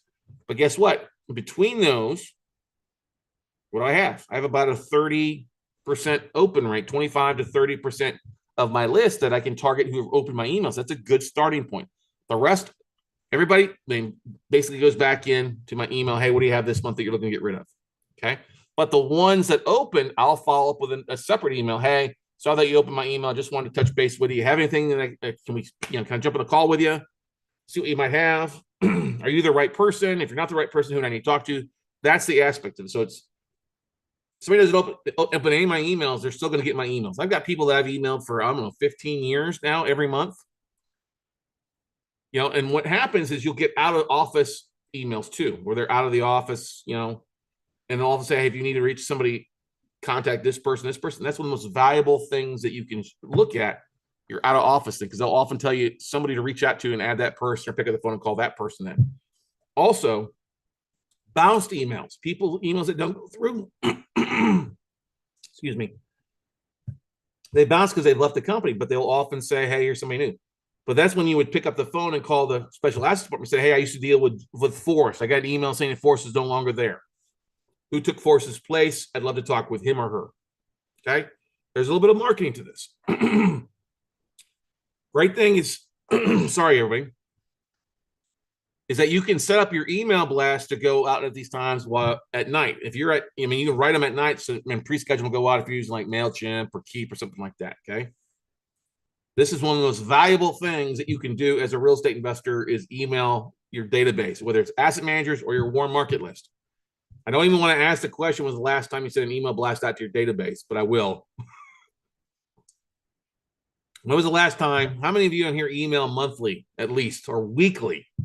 Weekly is the best thing, not daily. Daily is too much. But once a week to your warm market is what you all should be doing. Okay. Something valuable. Hey, here's a deal that I'm working on. Or hey, here's a article I thought you might find interesting. You got to share stuff with your audience. Otherwise, they're going to be getting their information from somebody else. Okay. Once a week. Okay. Once a week. And I'll talk about that a little bit later on when we get into the raising capital side, why it's important once a week. Same thing. Asset managers, you don't need to do weekly, but it would be good every 2 weeks. As we get into the summer, people start taking a little bit of vacations. That's okay. Once a month. But with the market heating up and more defaults, I would start bumping it up to once every 2 weeks. Same thing. The ones that have opened your email, that's your hot list. Maybe those go to once a month. Hey, just wanted to see what you have. But those are also the ones that have opened your email. Those are the ones that you want to best reach out to and start contacting them directly and individually. Okay.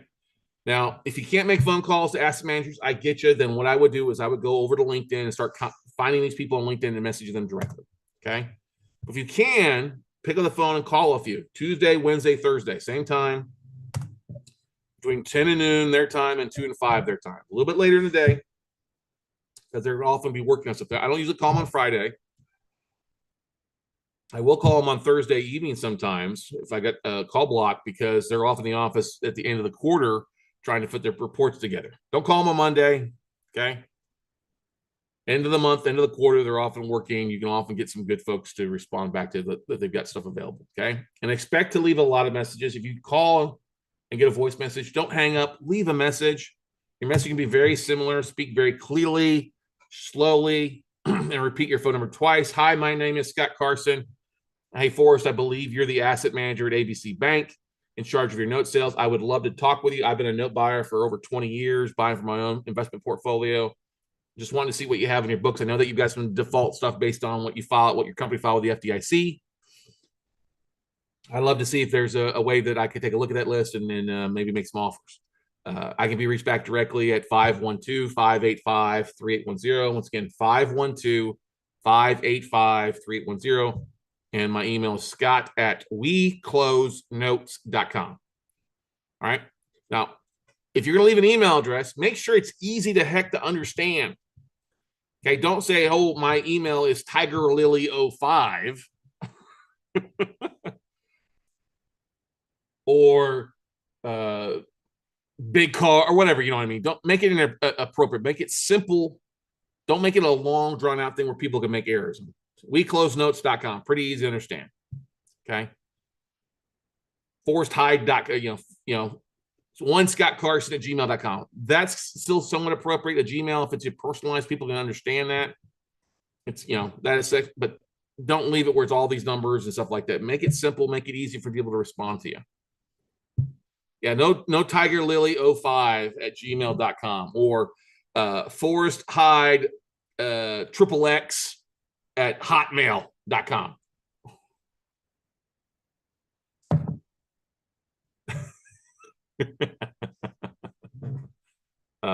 Be professional. You'd be surprised how many people don't even have a professional email. You're dealing with bankers. This doesn't mean you need to show up in a suit, which I used to do from time to time back in the day. But they will want to probably talk to you. Okay. And they're going to, what they're going to do? They're going to go to your LinkedIn profile and check you out. So you make sure that your LinkedIn profile is professional. Make sure you got a good photo, a professional photo, smiling, and you say something in your profile about real estate. No, you don't need to create a separate profile for note investing or real estate investing. I'll give you an example. Like Forrest here, he's a realtor. Okay. What I would do though is make sure, and I haven't looked, so as I say, make sure I'm a investor / realtor. Say something in your profile that you've been an active real estate investor for 5-10 years, focused on notes and distressed real estate. Something, might even put that in your title. And the fact that you're buying for your own portfolio is important. Okay. That's the important thing is you can actually go and see who's checking out your profile on LinkedIn. It's great. And that's how I know this stuff works, because when we send messages and when we send emails, I see a big increase in my LinkedIn profile. The only social media that I will usually put in my email and ask managers is let's connect on LinkedIn. Boom, right there. Or let's schedule a call, 15-minute phone call to jump on and talk.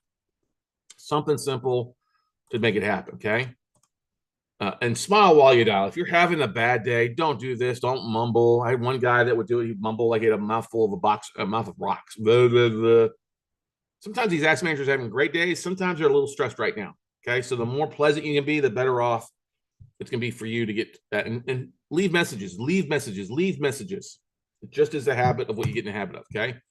Expect if you make 50 phone calls, and yes, you can make 50 phone calls in a day, you're going to probably get a hold of about 14 people. Out of 14 people, 4 or 5 of them will have a list, and you'll probably sign an NDA and get a list out of those 4. But that one list might be, that one person's list might be something that you get every month, every week, okay? When I first started off years ago, I was hoping I'd get 100 connections in a year. Well, I quickly changed that number to 1,000 because it was that's the aspect that you never know who's had the stuff. And when I drop an email, the emails the second month, especially they're hot, was, hey, just touching base with you, see what you have on your books. Maybe you've got anything you're looking to get rid of, any one-off assets, or hey, if you've even got stuff like, there was one month I did one, I'm looking for stuff in Ohio and Michigan. We've got stuff there, or hey, we've got a new investor with about $1 million in private capital behind us now. If you got anything we're looking to buy, just that steady drip marketing campaign, it will build a long term. This is not a get rich quick. It is a build wealth aspect. And this is a way to build a true business as a note buyer. The biggest fallacy and the biggest mistake that most note investors make is they don't market. Like there was just an event that took place in Nashville last weekend. Maybe 150, 200 people at it. I guarantee nobody talked about marketing there. Or they talked about maybe Instagram or posting LinkedIn. The basics of marketing is still sending an email blast out. You still have a 4,400% return on investment in reaching out to asset managers or via email. You got to do that. This is what separates us from everybody else, is that we never have a deal flow problem because we don't rely on 1 or 2 sources. And that's what a lot of folks do, is they get to one spot, like they used to rely on, what was it called? Granite Loan Solutions used to have put out a list every month. That was great. Well, they went out of business. Or people are looking at stuff on PaperStack. Well, PaperStack has maybe 135 notes, maybe. Crap a lot of times. So that's been sitting on there for a while. Not a direct source. You got to go out and market to find deals. It just is what it is. If you embrace the marketing, you'll be happier. You'll raise more capital, get more deals, and ultimately, guess what? You'll make more money. Okay? And like I said, expect to follow up. We keep when we make phone calls. We keep a track of who we made phone calls to so we can follow up with them later. Send it, send an email, make a phone call, connect on LinkedIn. Those are 3 basic things that you can do on a regular basis, and rinse and repeat, repeat, repeat, repeat. Okay. 80% of sales are made after the 5th contact. That's what you have to realize. Only roughly about 48% of people follow up it more than once. That's why we've done so well, is that we understand and embrace that 5th contact. Okay. There's a time when I was contacting banks.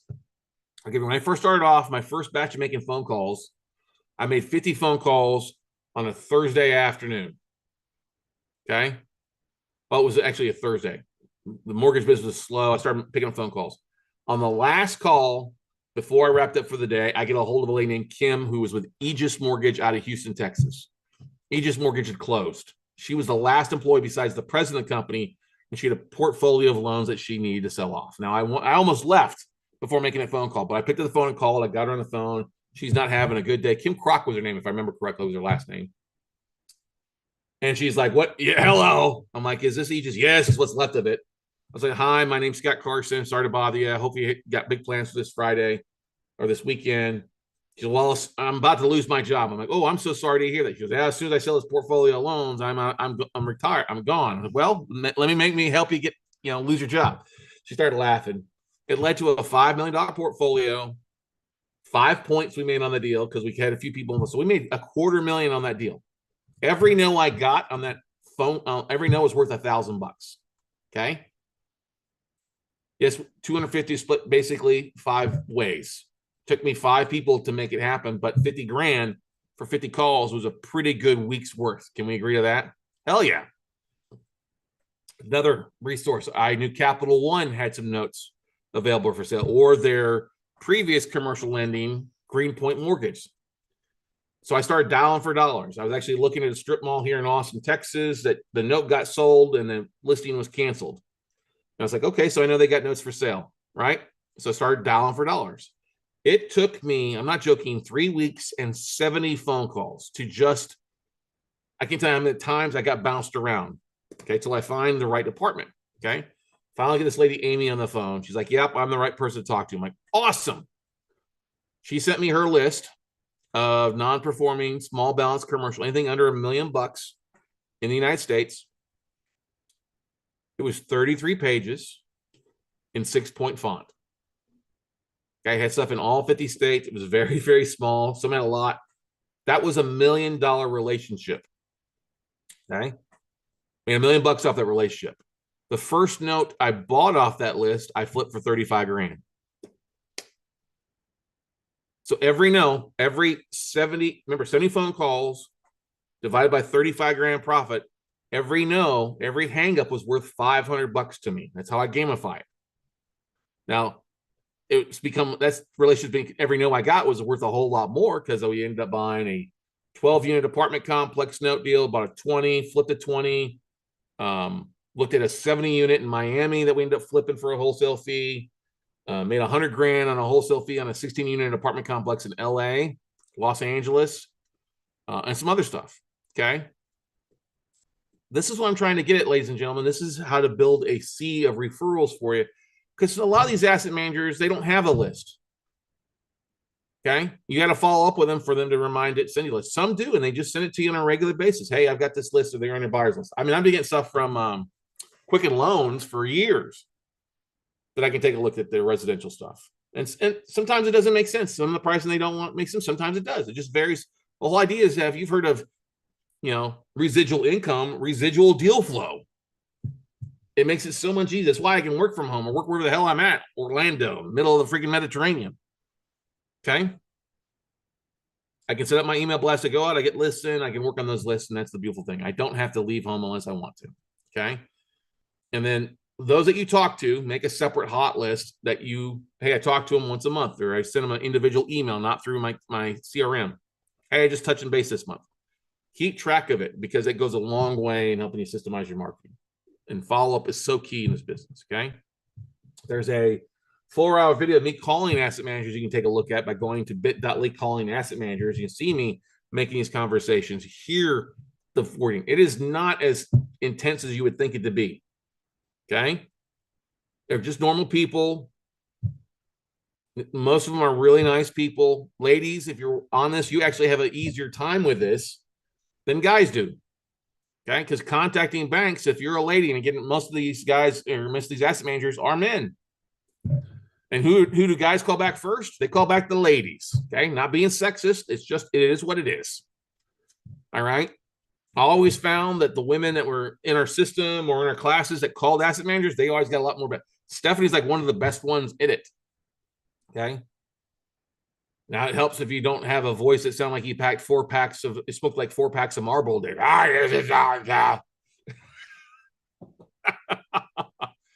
But you know, if you've got a thick accent, hire a VA to do it. There's, you know, English speaking VAs that can do that, reach out for you if you want to. But that's still follow up. Okay. One of the things that are the next step people often will take after going through this 1-day class is our Note Buying for Dummies class. Like I said, our next one is January 21st to the 23rd. We spend a full day on Friday just showing you how to find notes. We go through in-depth scripts. We give you more scripts. We show you exactly the video that we use. We show you what we say on LinkedIn to automate it. There's a great tool or two that you can use to automate the connections. Saturday is all about the funding of deals, raising capital from IRA investors, showing you how to structure those deals, how to find them, what to market to them, what to say, what not to say. And Sunday is all about the flip, the exit strategies. There's 10 different ways to make money in notes. Go through that. We show you structures, and we even start breaking down full tapes for you to take a look at, make offers on. So if you go to notebuyingfordummies.com, just HTTP, semicolon, you don't have to put an S in there. Actually goes faster if it's just notebuyingfordummies.com without the S. And then use the code weekend. It'll when it signs up, it's usually $9.97. If you use the code weekend, it'll cut that price in half for you. If you're a little bit more crunched and don't want to spend $500 in a class, you can sign up for a monthly membership.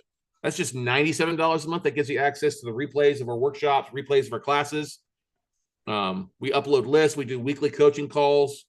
It's really a great bang for the buck. If you go to noteumbrella.com, you can get signed up for a monthly membership at $97 a month.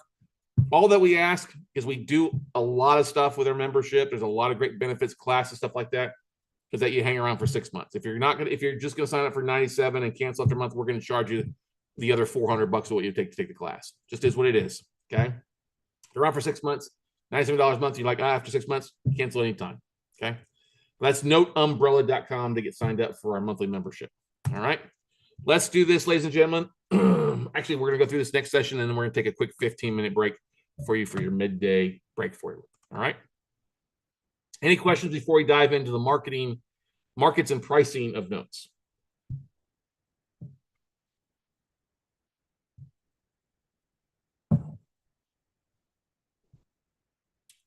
Moving on.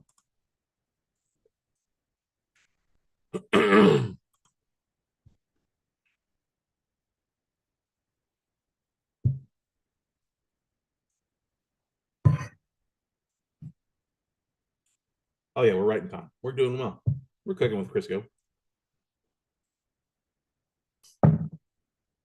Oh, let me put this in here. Thank you for the question.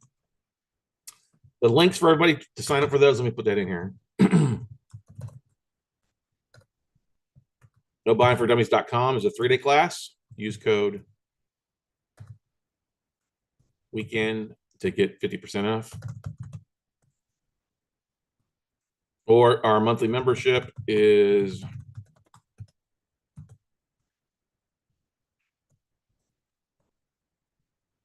umbrella.com. All right.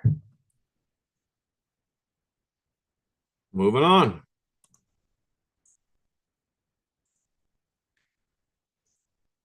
All right, everybody.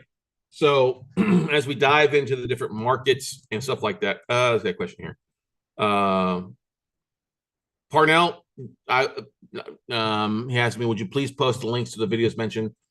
You should have got an email with a link with a manual, and those links are in that manual that you should have received. Okay. If not, I'll re-email them out with the replays, but those are where they're at. They should have gotten there for you to actually be able to use. Okay. All right. Moving on. Let's go in here. Session 5, markets and pricing. Market expectations. Look, We've talked a little bit earlier about how markets can vary based on foreclosure timeframes and stuff like that. You know, it'll vary on the popularity of a market. Like Austin is much more popular. Austin, Texas versus Austin, Minnesota. Miami, Florida is much more popular than Miami, Ohio. Okay. Market values will change, same thing. Paris, Texas is not going to be much as well. You're not going to buy notes of Paris, France. But what I'm getting at is that market values, the higher market value is, more popular is, you're going to pay a little bit more for it. Okay. Foreclosure timeframes obviously have a bigger impact. This is why when I do buy a note that's in a far longer foreclosure state, I want to know where they're at in the process. Like I give you an example. Some of these notes that we're looking at Florida, they say on the spreadsheet, oh, it's in the foreclosure process. Well, when the bank sends me the list of the due diligence, they say they just started the first legal. That changes the price point on these tremendously because I'm not going to pay 80 cents on the dollar and have to hold it for a year. I want something that's a little bit closer. I'm going to pay 80 cents. I want it to be a relatively foreclosure. It's almost wrapped up, right? Population. When you're starting off, you probably want to stay in higher cities. Populations of 50K or more for the most part. Why? So that there's plenty of buyers, plenty of rehabbers, plenty of vendors, realtors, people that are looking to buy in that area. I wouldn't necessarily go buy in a small market. Now, like I'll give you an example. I grew up down in South Texas. Okay, Corpus Christi. There's about 300,000 people at. Across the bay from Corpus is a place called Ingleside with 10,000 people. I would buy in Ingleside because I know that area. Aransas Pass is about 5,000 people. I would buy in that area because I know that area. Okay. I wouldn't necessarily buy in that area if you're brand new and you live across in Florida. Okay. Especially if it's something that you're going to end up foreclosing and probably have to rehab. Definitely want to be doing rehabs across the country as your first deals. I'm doing some rehabs in other parts of the country because I've got teams and people I like and trust, and we've done enough of that neck of the woods. Okay.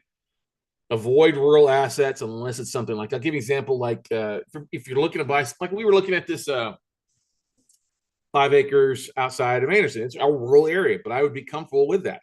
We were looking at another note that was in like rural Florida, 30 acres attached to it. Okay. I was interested in that. Had a house, single family home. I was like, oh, we could buy that, rehab it up. And we like Florida. Okay. Take a little while to foreclose, but it'd still be something popular. Okay. You have carnal knowledge of areas, stick with that carnal knowledge. If you don't have carnal knowledge in the area, guess what? Jump on a Southwest Airlines flight and go out and find out if you want to. But stick to the major markets. You're going to be happier to begin with. It'll be easier for you. Biggest mistake I've seen new investors make is they buy a deal because it's a deal. They think it's a deal, and it's out in the podunk bill, and they can't get it foreclosed. They can't get the seller served. Nobody wants to buy it. They end up losing money. Don't do a deal to just do a deal. Do a deal to make money. There's plenty of deals out there, and true deals, not duds. Okay. And the inventory.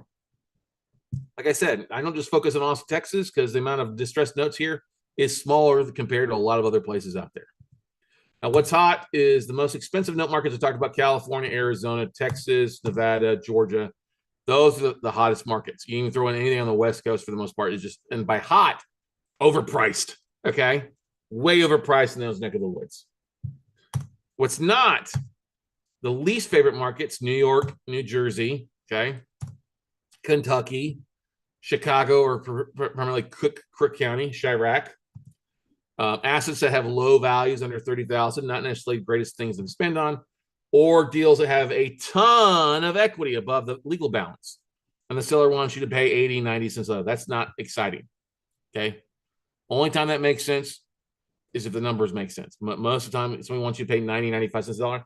Just doesn't make any sense, even if there is equity. You're not getting the equity unless you foreclose and it doesn't sell at the auction. You can't guarantee you that. Okay. Where's the most inventory now? Ohio, Michigan, Indiana, still the same. Those 3 states often have more than anything else. Illinois, Missouri, Florida, the Carolinas, South and North Carolina's got quite a bit of stuff. Florida's got a bunch of stuff.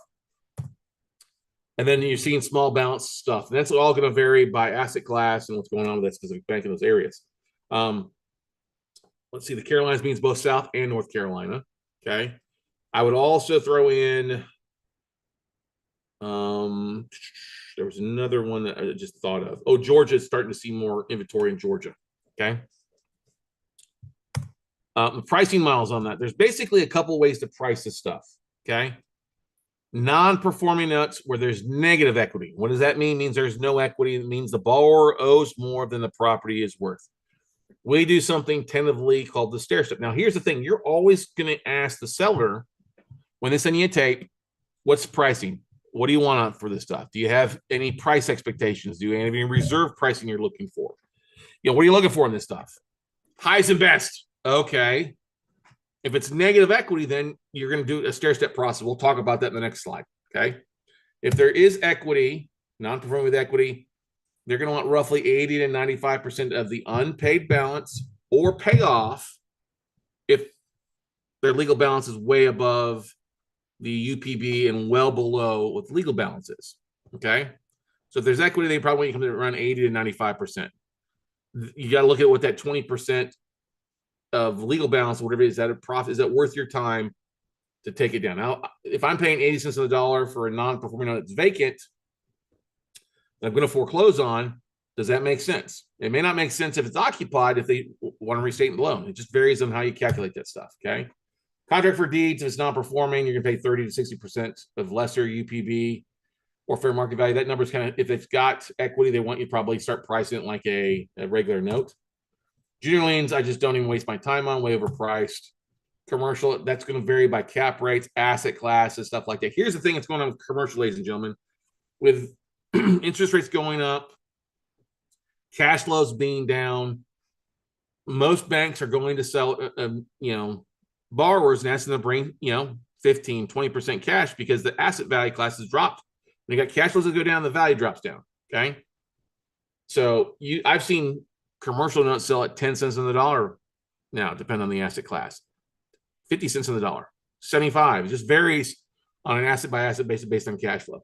You're going to submit your bid most of the time as a percentage of UPB or value, whatever that number is, but you're also going to take a look at taxes owed. One of the most important things, whatever your offer is, say my offer is going to be at 100 grand, but there's 6 grand in back taxes, so my offer is really 94.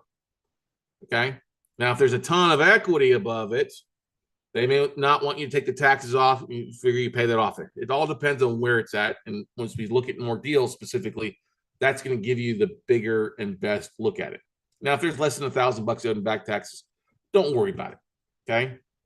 Let me give you an example. Let's say borrower owes 500, house is only worth 400. There's 50 grand in back taxes. Well, if I'm going to pay, if it's 400,000 is basically the true value of the asset, then say 60 cents on the dollar, that would be 240. If there's 50 grand in back taxes, and then I would take the 50 off that, make it 190 would be my offering. Okay. Flip it around. Say it's worth 500, but they only owe 400. Well, 80 cents on the dollar, 400 is 320. Okay. Minus 50 cents would be 270, but they're probably going to want to push back on that taxes owed and want you to come closer at the 320. Does it make sense on that? Yeah, maybe it makes sense to sell it at that I can make 70, 80 grand. If they won't deduct the taxes, though, I'm only making 30 grand for the most part. It just doesn't make any sense. With negative equity, this is the stair-step model we talk about. Any assets that are below 30,000, you're going to offer like 25 cents on the dollar. Okay. This is the fair market value here. If it's at 30 to 39, 35% of fair market value. If it's in the 40s, 45% roughly, give or take. If it's 50 to 59, roughly 55%.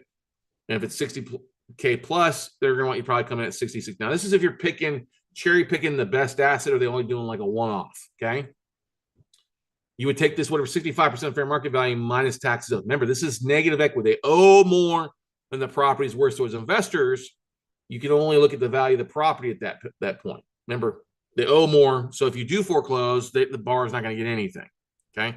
You would deduct this down, you may make it from 65 to 60 if it's a longer foreclosure market, and they're only beginning. All right. Now, if they're in a short foreclosure or foreclosure is due in like 60 days or less, you might have to go to 70. So it's just the guide. It's not a rule. Some people get all bent out of shape. Stair-step pricing is the wrong way to do it. If seller tells you, you got to protect your ass, okay? I'm not paying 90 cents on the dollar for a $30,000 asset. Okay, I'm not going to pay 27 for a 30. It leaves me no room to make any money in a foreclosure or if something goes wrong in the deal. So that's why you protect it. Okay, it's always funny when you get people that have bought maybe a handful of notes that don't do this on a big time basis. If you're buying the cherry of the cherry, yeah, stair step doesn't work because you're buying one off note in the best asset. You have to pay a premium for that.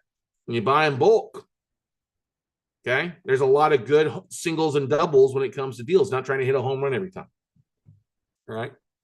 So that's the negative equity, or as we call that, the stair step price. Okay. Why you want occupied assets? Yes, you actually do want occupied assets if you're in the note business more so, because it gives you more exit strategies and more options. The reason you want occupied assets, they're usually in better shape. It means they're occupied. So it means taking care of the property, keeping the power, the gas on, the electric on, the AC is working, the roof is decent. Okay. They're not leaving windows open in the middle of the winter, or the copper's not ripped out of it. They're just usually in better shape. There's more options to make money on these by getting them reinstated or modified versus just a foreclosure deed in lieu process. Like I said, easier to reinstate and modify. It's easier for that deed in lieu, cash for keys, to do a friendly foreclosure. And oftentimes the emotional equity. By emotional equity, if they've got kids, if they've lived in a neighborhood, if you're looking at an online photo that's relatively new and you see flowers or landscaping, somebody wants to stay in that house. So let's work out a way to keep in this house instead of foreclosing. So if you moving out and have to go somewhere else, let's take that $2,000 that you'd spend on that and put it towards your balance. Okay. And most importantly, less capital expenditures. You're not going to be spending a vacant house is going to lose the HVAC most of the time. Or if it's been vacant for a while, the roof may be bad, or it may needs new wiring, or the copper's been ripped out, or the plumbing's not working right. Okay. If it's occupied asset, or if it's got a tenant in place, this works well. The condition of the property is probably in better shape. If it's vacant, you definitely want to get into that property. Like I give you an example, these 8 in Florida, they're vacant. They've got an internal BPO from a year ago. I'm like, that's great, but that doesn't help me. I need to get into your access. I need a lockbox to be able to go look at these. If you're not going to let me do, and these are reverse mortgages, borrowers are deceased. Okay. I know HUD's already gone in and put locks on because I've driven by a couple. Okay. If they're not going to give me the lockbox code, then I'm not going to finish closing on these. I'll be like, no, I need to get into your access. If you're not going to give that to me, never mind.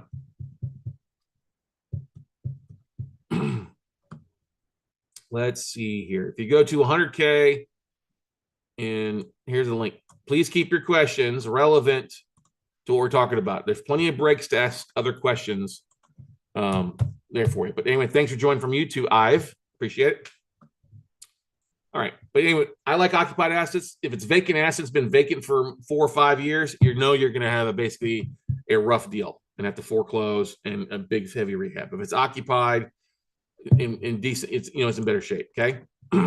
Any questions about that before moving on to different funding options here in a few minutes?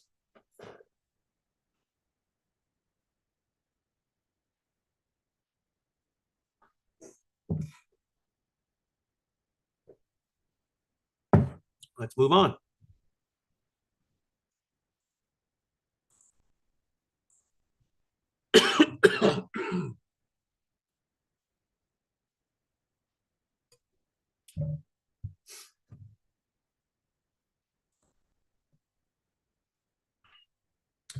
Parnell, that's a good question. I want to record that.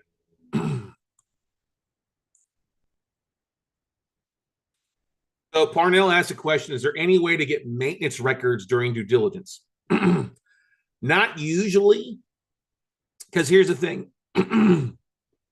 Now, like maintenance record, like these reverse mortgages, they've secured the property. There's going to be a sheet oftentimes in the asset that shows when somebody visits the property. You might be able to see some work done. Like I was just looking at one in Minnesota last week where you can see that there was some water damage in 2023 and it was repaired in 2023. There's actually a sheet in there. But most of the time, most of these properties haven't been maintenance. Okay. Most of them are winterized. Okay. If it's occupied assets, you have no clue. You're not going to be able to get into if it's occupied. You have to understand that. Okay. And that's the fact that you're buying at a bigger discount. That gives you the flexibility to have to rehab. You can't go after repair value. ARV does not exist in the note business because we don't own the asset. Now, is it nice knowing that you're buying in an appreciating market? And if you do foreclose and take it back, that you have that extra appreciation? Yeah, it's great. But you can't count on that. That's just the cherry on the top. Okay. Part of the reason why we buy occupied assets is the fact that we don't want to rehab. We want that borrower. We want to rehab the borrower. That means not send them to Betty Ford Clinic, but get them back on track. Okay.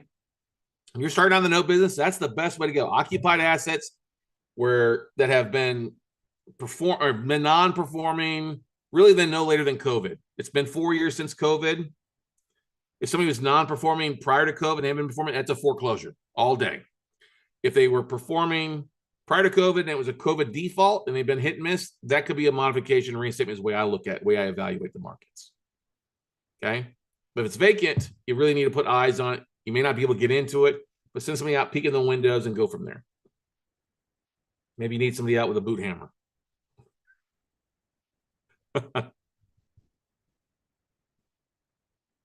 We're rehabbing the borrower, not the property. Now, like, I'll give you an example. I got this. I mean, if you get a list of them and they're vacant and there's a lockbox, I will ask, can I get into it? Now, here's another thing that's nice. If a seller's tried to sell the property before in the last 6 months or a year, you may be able to see interior photos if they were trying to sell the property. Okay. Or they were trying to rent it. We've got interior photos that way before from the seller who was trying to move the asset or rent the asset. That showed what kind of condition it was. That helped us. Don't count on that. Okay. But this is why we buy at bigger discounts, because if we do have to foreclose, we may not have to rehab. If we can price it at 85, 90 cents on the dollar at auction, great. Let's sell it that way, make my money, and move on. If it's a negative, so if we're buying it at 60, I'm finished the foreclosure. If I can price it 85, 90 at the auction and make my 25, 35%, and that's a good deal for me, then let's do it. Sell it at the auction, get your money in, and move on, versus having to take it back, fix it up, pay commissions. You're probably going to end up netting about the same anyway. All right. So let's talk about funding options as we move on. Any other question? Good question, though, Parnell. Thank you for asking that.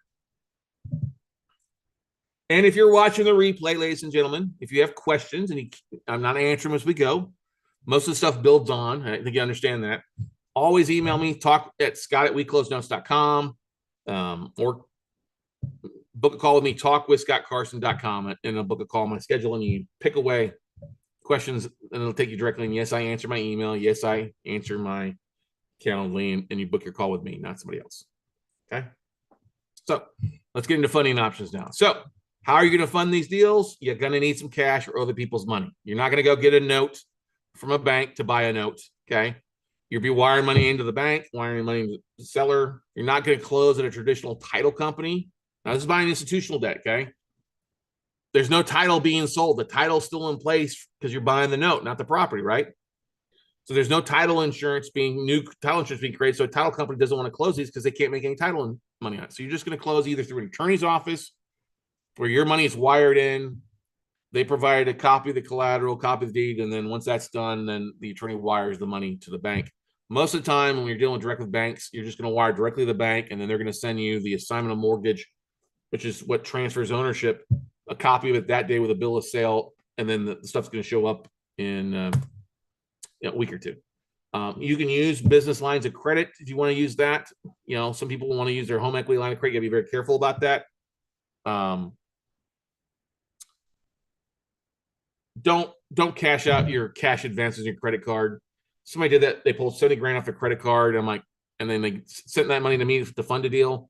6 months later, they're all panicked because their 0% interest gone. I'm like, listen, this is a 24-month deal. How the hell did you expect it? Oh, I don't know. I thought you'd be done with it. I'm like, I told you it wouldn't be done in 6 months. So why are you doing that?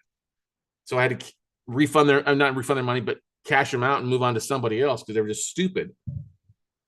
IRAs. This is one of the great sources. Okay. Now, if you're looking to build business lines of credit, get with Merrill Chandler at getfundable.com. He's one of our best guys to go do that. He's an expert in.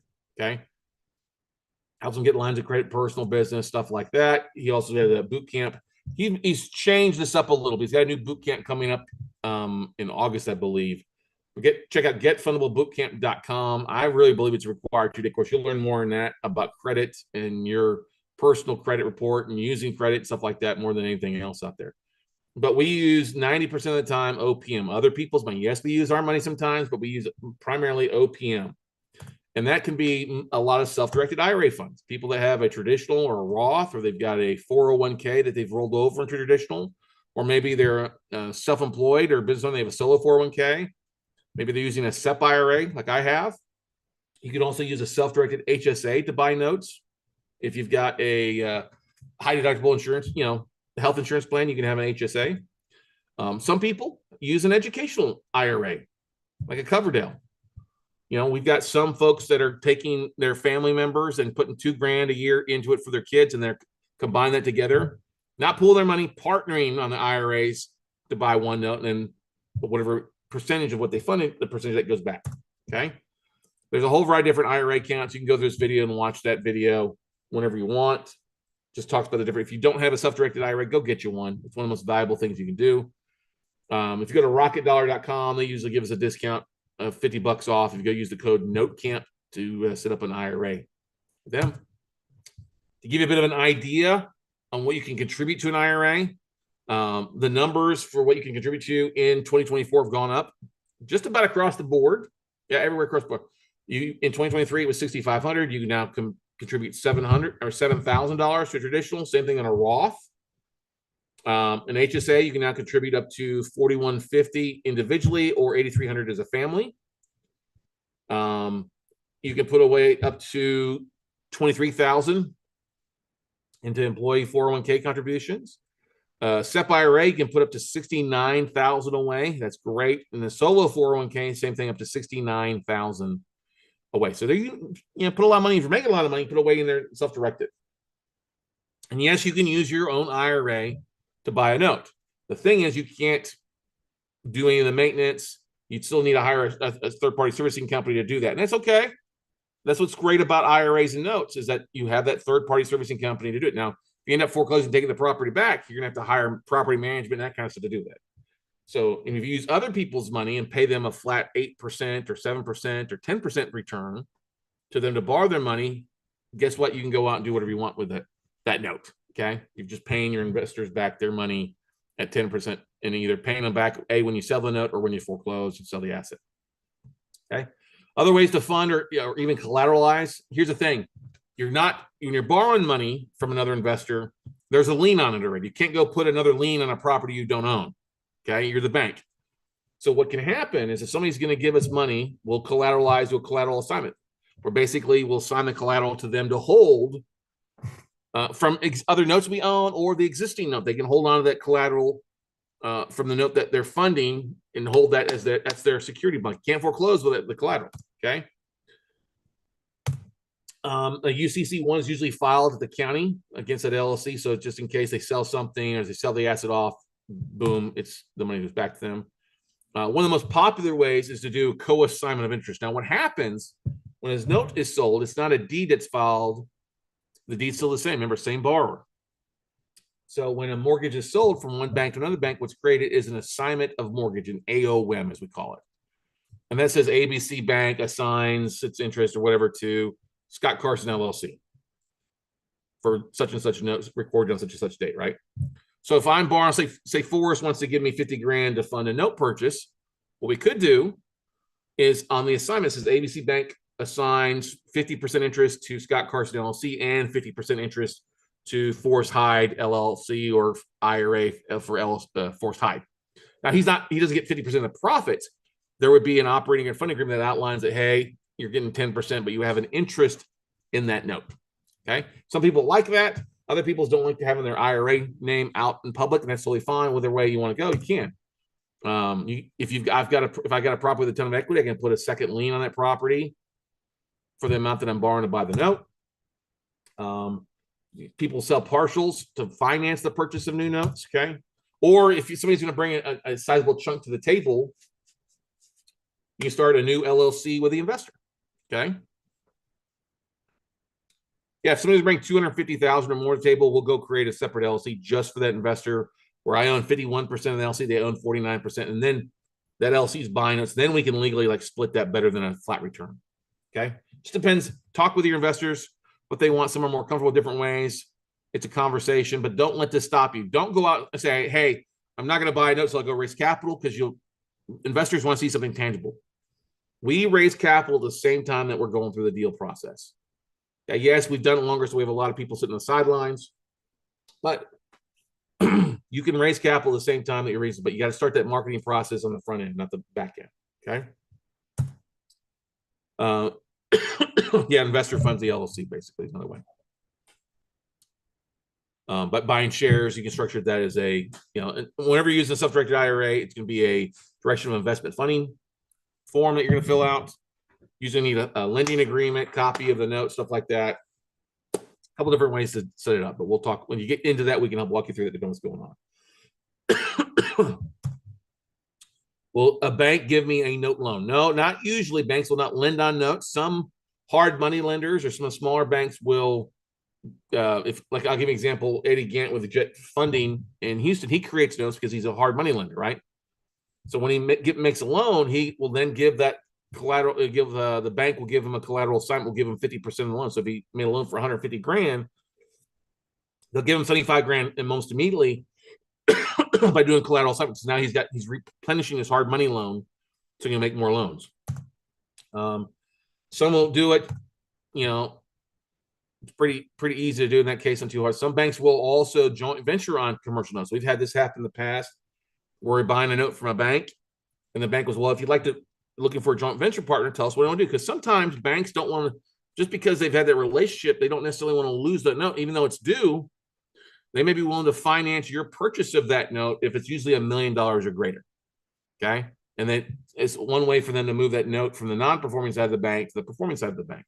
So we've had that happen before. And like I said, you're not usually going to get a collateral assignment until it's $1 million or greater. We've had some suits do it smaller on some commercial assets that the banks didn't want to take back. And the owner was walked away. So it's helped them out that way. Okay. But you usually got to have a team, especially on the commercial side, that's experienced in that asset class and operations. Okay. And they may still require you to bring 15 to 20% down of whatever that purchase of that note is. That's better than have to fund the whole 100%. You know what I mean?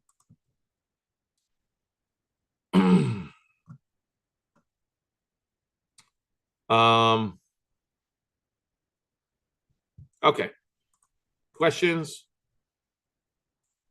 You won't buy a note from a hard money lender. I mean, you can, but they usually don't want par. Most hard money lenders won't lend on notes. They don't want to lend on it. They're in the creation process. I don't get it, but they like short-term deals, 6 to 12 months. They like control of the asset. They want to be in the first lien deed. They make their money on the points and the spread. And they might have notes for sale that you can buy, but they usually don't want them at par because they're already written at 65-70% of value. Okay. But they can have a higher interest rate, usually at 12% or greater. If you've got some cheap funds that you want to put to work, great. You might able buy some non-performing. We bought hard money loans from hard money lenders are going out of business in longer foreclosure states. Okay. What else do I add to the funding? When you're funding a note, it's not just the purchase of the note. You may want to also add the taxes and determine if you're going to have to pay the taxes before you foreclose. If there's a pending tax sale coming up, you may want to go ahead and add in the taxes that get funded, so your investor funds that as well. You may want to review values from BPO or qualified realtor CMA. Add some your due diligence costs, the title, cost for title, update, BPO. So basically maybe another $1,000 for due diligence cost. Always put eyes in an asset before closing. Make sure it's still there. Make sure the online photos matches with what you see. If they send you an old BPO, make sure it's not missing a roof or anything like that. You're going to want to budget in your foreclosures, taxes, workout, servicing costs. What I always like to say is that if you're figuring foreclosure, we figure $3,500 to $5,000 for foreclosure costs. Taxes are pretty relevant, figuring out if you can either delay or you got to pay the taxes in a minute. Workout servicing costs about $1,500. So at least $5,000 to $6,000 on the foreclosure, servicing, workout costs. And then if you need to, if you're buying it cheap enough and you're going to have to rehab it, then you want to figure in some repair costs, 15, 20 grand, depending on where it's at. I had budgets be 50 grand before. I've had budgets be 1,500. Depends on the asset. Okay. But you don't have to figure this on the front end, because if you think you're going to sell at the auction, great, don't add that. But it may be something you want to prepare your investor for. Okay, if we don't sell that auction, I may need to come back to you and get the repair costs along the way. Okay, insurance is a very big thing. Forced place insurance, especially in Florida, Houston, here in Texas, got more expensive. So make sure to check out your forced place insurance costs. That can get kind of pricey. There may be some HOA fees that need to be paid. In Sometimes they get wiped out. Sometimes you only got to pay a percentage. Water bills usually got paid. Code enforcement liens that won't go away. Look at what those are. That's why you pull title to see what's outstanding on title. And like I will usually add $500 to $1,000 additional on top of these stuff for marketing costs, due diligence, obviously, or asset management fees, depending on what's going on. Okay.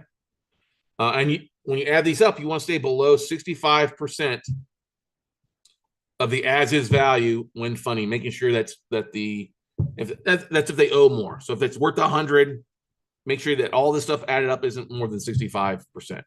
Okay. Otherwise, it's too skinny a deal. There are 5 things that protect your investors, and this is something to keep in mind. A, we're only buying first liens. That's very important. I don't buy second, so I'm not going to put your money in a second position unless I own the first 2. Okay. Only buying first liens. We're buying at 70% or below of as is value, not ARV. We're buying at a discount. We're using servicing companies and attorneys to foreclose and collect. We're going to put forced place insurance, property insurance in case of an act of God or angry borrower. And we're always going to check title and the collateral files. We're always going to do due diligence on that to make sure that we have the right, all the paperwork is right so that we have the right to foreclose. And we're going to use professionals. It's not me servicing. It's not me collecting. I'm not going to be flying to the rehab. We're going to use professionals to do that. It's one of the most important things to keep in mind. Okay. Got a question here from Parnell. Let's see what he say. When a homeowner is a borrower who is behind on their mortgage contacts you, is there a way to contact and buy that note from their lender to rehab the borrower? This happened to me recently, but I didn't know how to help them. So no, look here. Okay, so it's just, if you have a distressed borrower, like if you send out postcards or foreclosure and somebody reaches out to you, it all depends on the lender. If it's Bank of America, Chase, Citi, Wells Fargo, you're not going to buy from those big 5 or 6. Okay, all depends on the lender. Yes, you can buy that note if the bank's willing to sell that note and you reach out to buy that note. Yeah, you can buy that note. But here's the thing: depending on what you buy it for, you probably don't want to. If the borrower will work with you, but it all depends on what they can pay. I wouldn't buy the note and then modify the loan, make it a whole lot cheaper for them on the front end. No, you're gonna make some payments. Okay, like I don't target distressed borrowers. Say, hey, I want to buy your note. No. You don't want to do that. Okay. Now you can't talk to the borrower ahead of time. Same thing if you get a listing from a bank of notes and contact the borrower and say, hey, can you modify? Do you want to stay in your house? That's illegal. You can't do that. Can't contact the borrower because you don't actually own the note to negotiate. That's a big Fair Debt Collection Practice violation. CFPB will fine you $50,000 per case on that. Okay, but it all depends on who the bank is. All right, so like I said, Bank of America, Chase, Citi, Wells Fargo, Nation Star, stuff like that. Those top 5, 10 banks, you're not going to be able to buy a one-off note. Okay, now in some cases, like I had somebody reach out to me who wants to buy a note. In New York, it goes to foreclosure in 60 days. Might be able to buy that note from that bank. I don't know. It's a smaller bank. I haven't heard of them. We reached out to them yesterday. Left a couple of messages. We're following up on Monday. If the bank is 90% of the way through the foreclosure process, they may just go ahead and say, no, we just want to go and foreclose. It's weird right now. Some would just finish the foreclosure process. Others, like if they could sell the note and they ain't got to deal with the property or the asset afterwards, they may be willing to do it. So it all depends on a case-by-case basis per now. What you have to realize is that whoever that borrower is, if they can't pay, I don't keep them in the house. Like I'm not going to buy a note and just let them stay in the house for free. I run a profit, right? Now, if I buy the note cheap enough, and they can start making their existing payment. I mean, if they're behind like 2-3 years, and they can't bring 2 years, but they can maybe bring 4 months to the table. If they can't bring 4 months to the table, I'm not going to keep them in the house. I'm going to say, listen, I'll do a deed in lieu and let you walk without a foreclosure on your record. 24 months, your late payments will be off. You can go back and buy a new house. But if you get foreclosed on 7 years, so it's better for me to give you some cash to walk away versus me have to go through the foreclosure process. That's going to hurt you long term. You don't want to do it. Does that make sense for you, Parnell? Does that answer your question?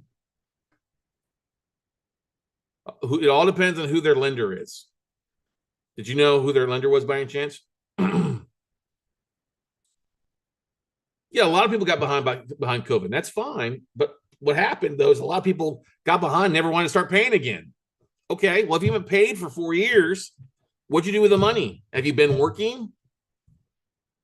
Some banks said, "Oh, we'll delay it for 6 months, and you got to bring 6 months to the table." That doesn't work. It's not smart. Okay, but that's one of the why we look at COVID now as being this catastrophic event. That if they were up, on time prior to COVID, okay, we'll modify. But if they were behind prior to COVID, it's probably going to be a foreclosure most of the time.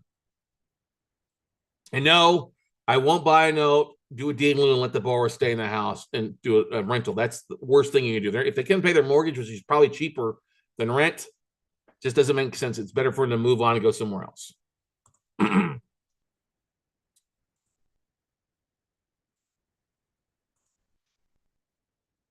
All right, before we dive into session 7, we're at a good halfway point roughly. So what I want you to do, because we've covered a lot of stuff before getting to the finding an investor side, this is one of the most valuable things. I want you to be not tired, but fresh. So let's just do a quick 15-minute break. This is going to be your midday break. And come back at half past the hour, roughly right around there. It's 12:17. Come back at 12:30 Central, and we'll get rock and rolling with the second half of this. Okay. All right. We'll see you back in 15.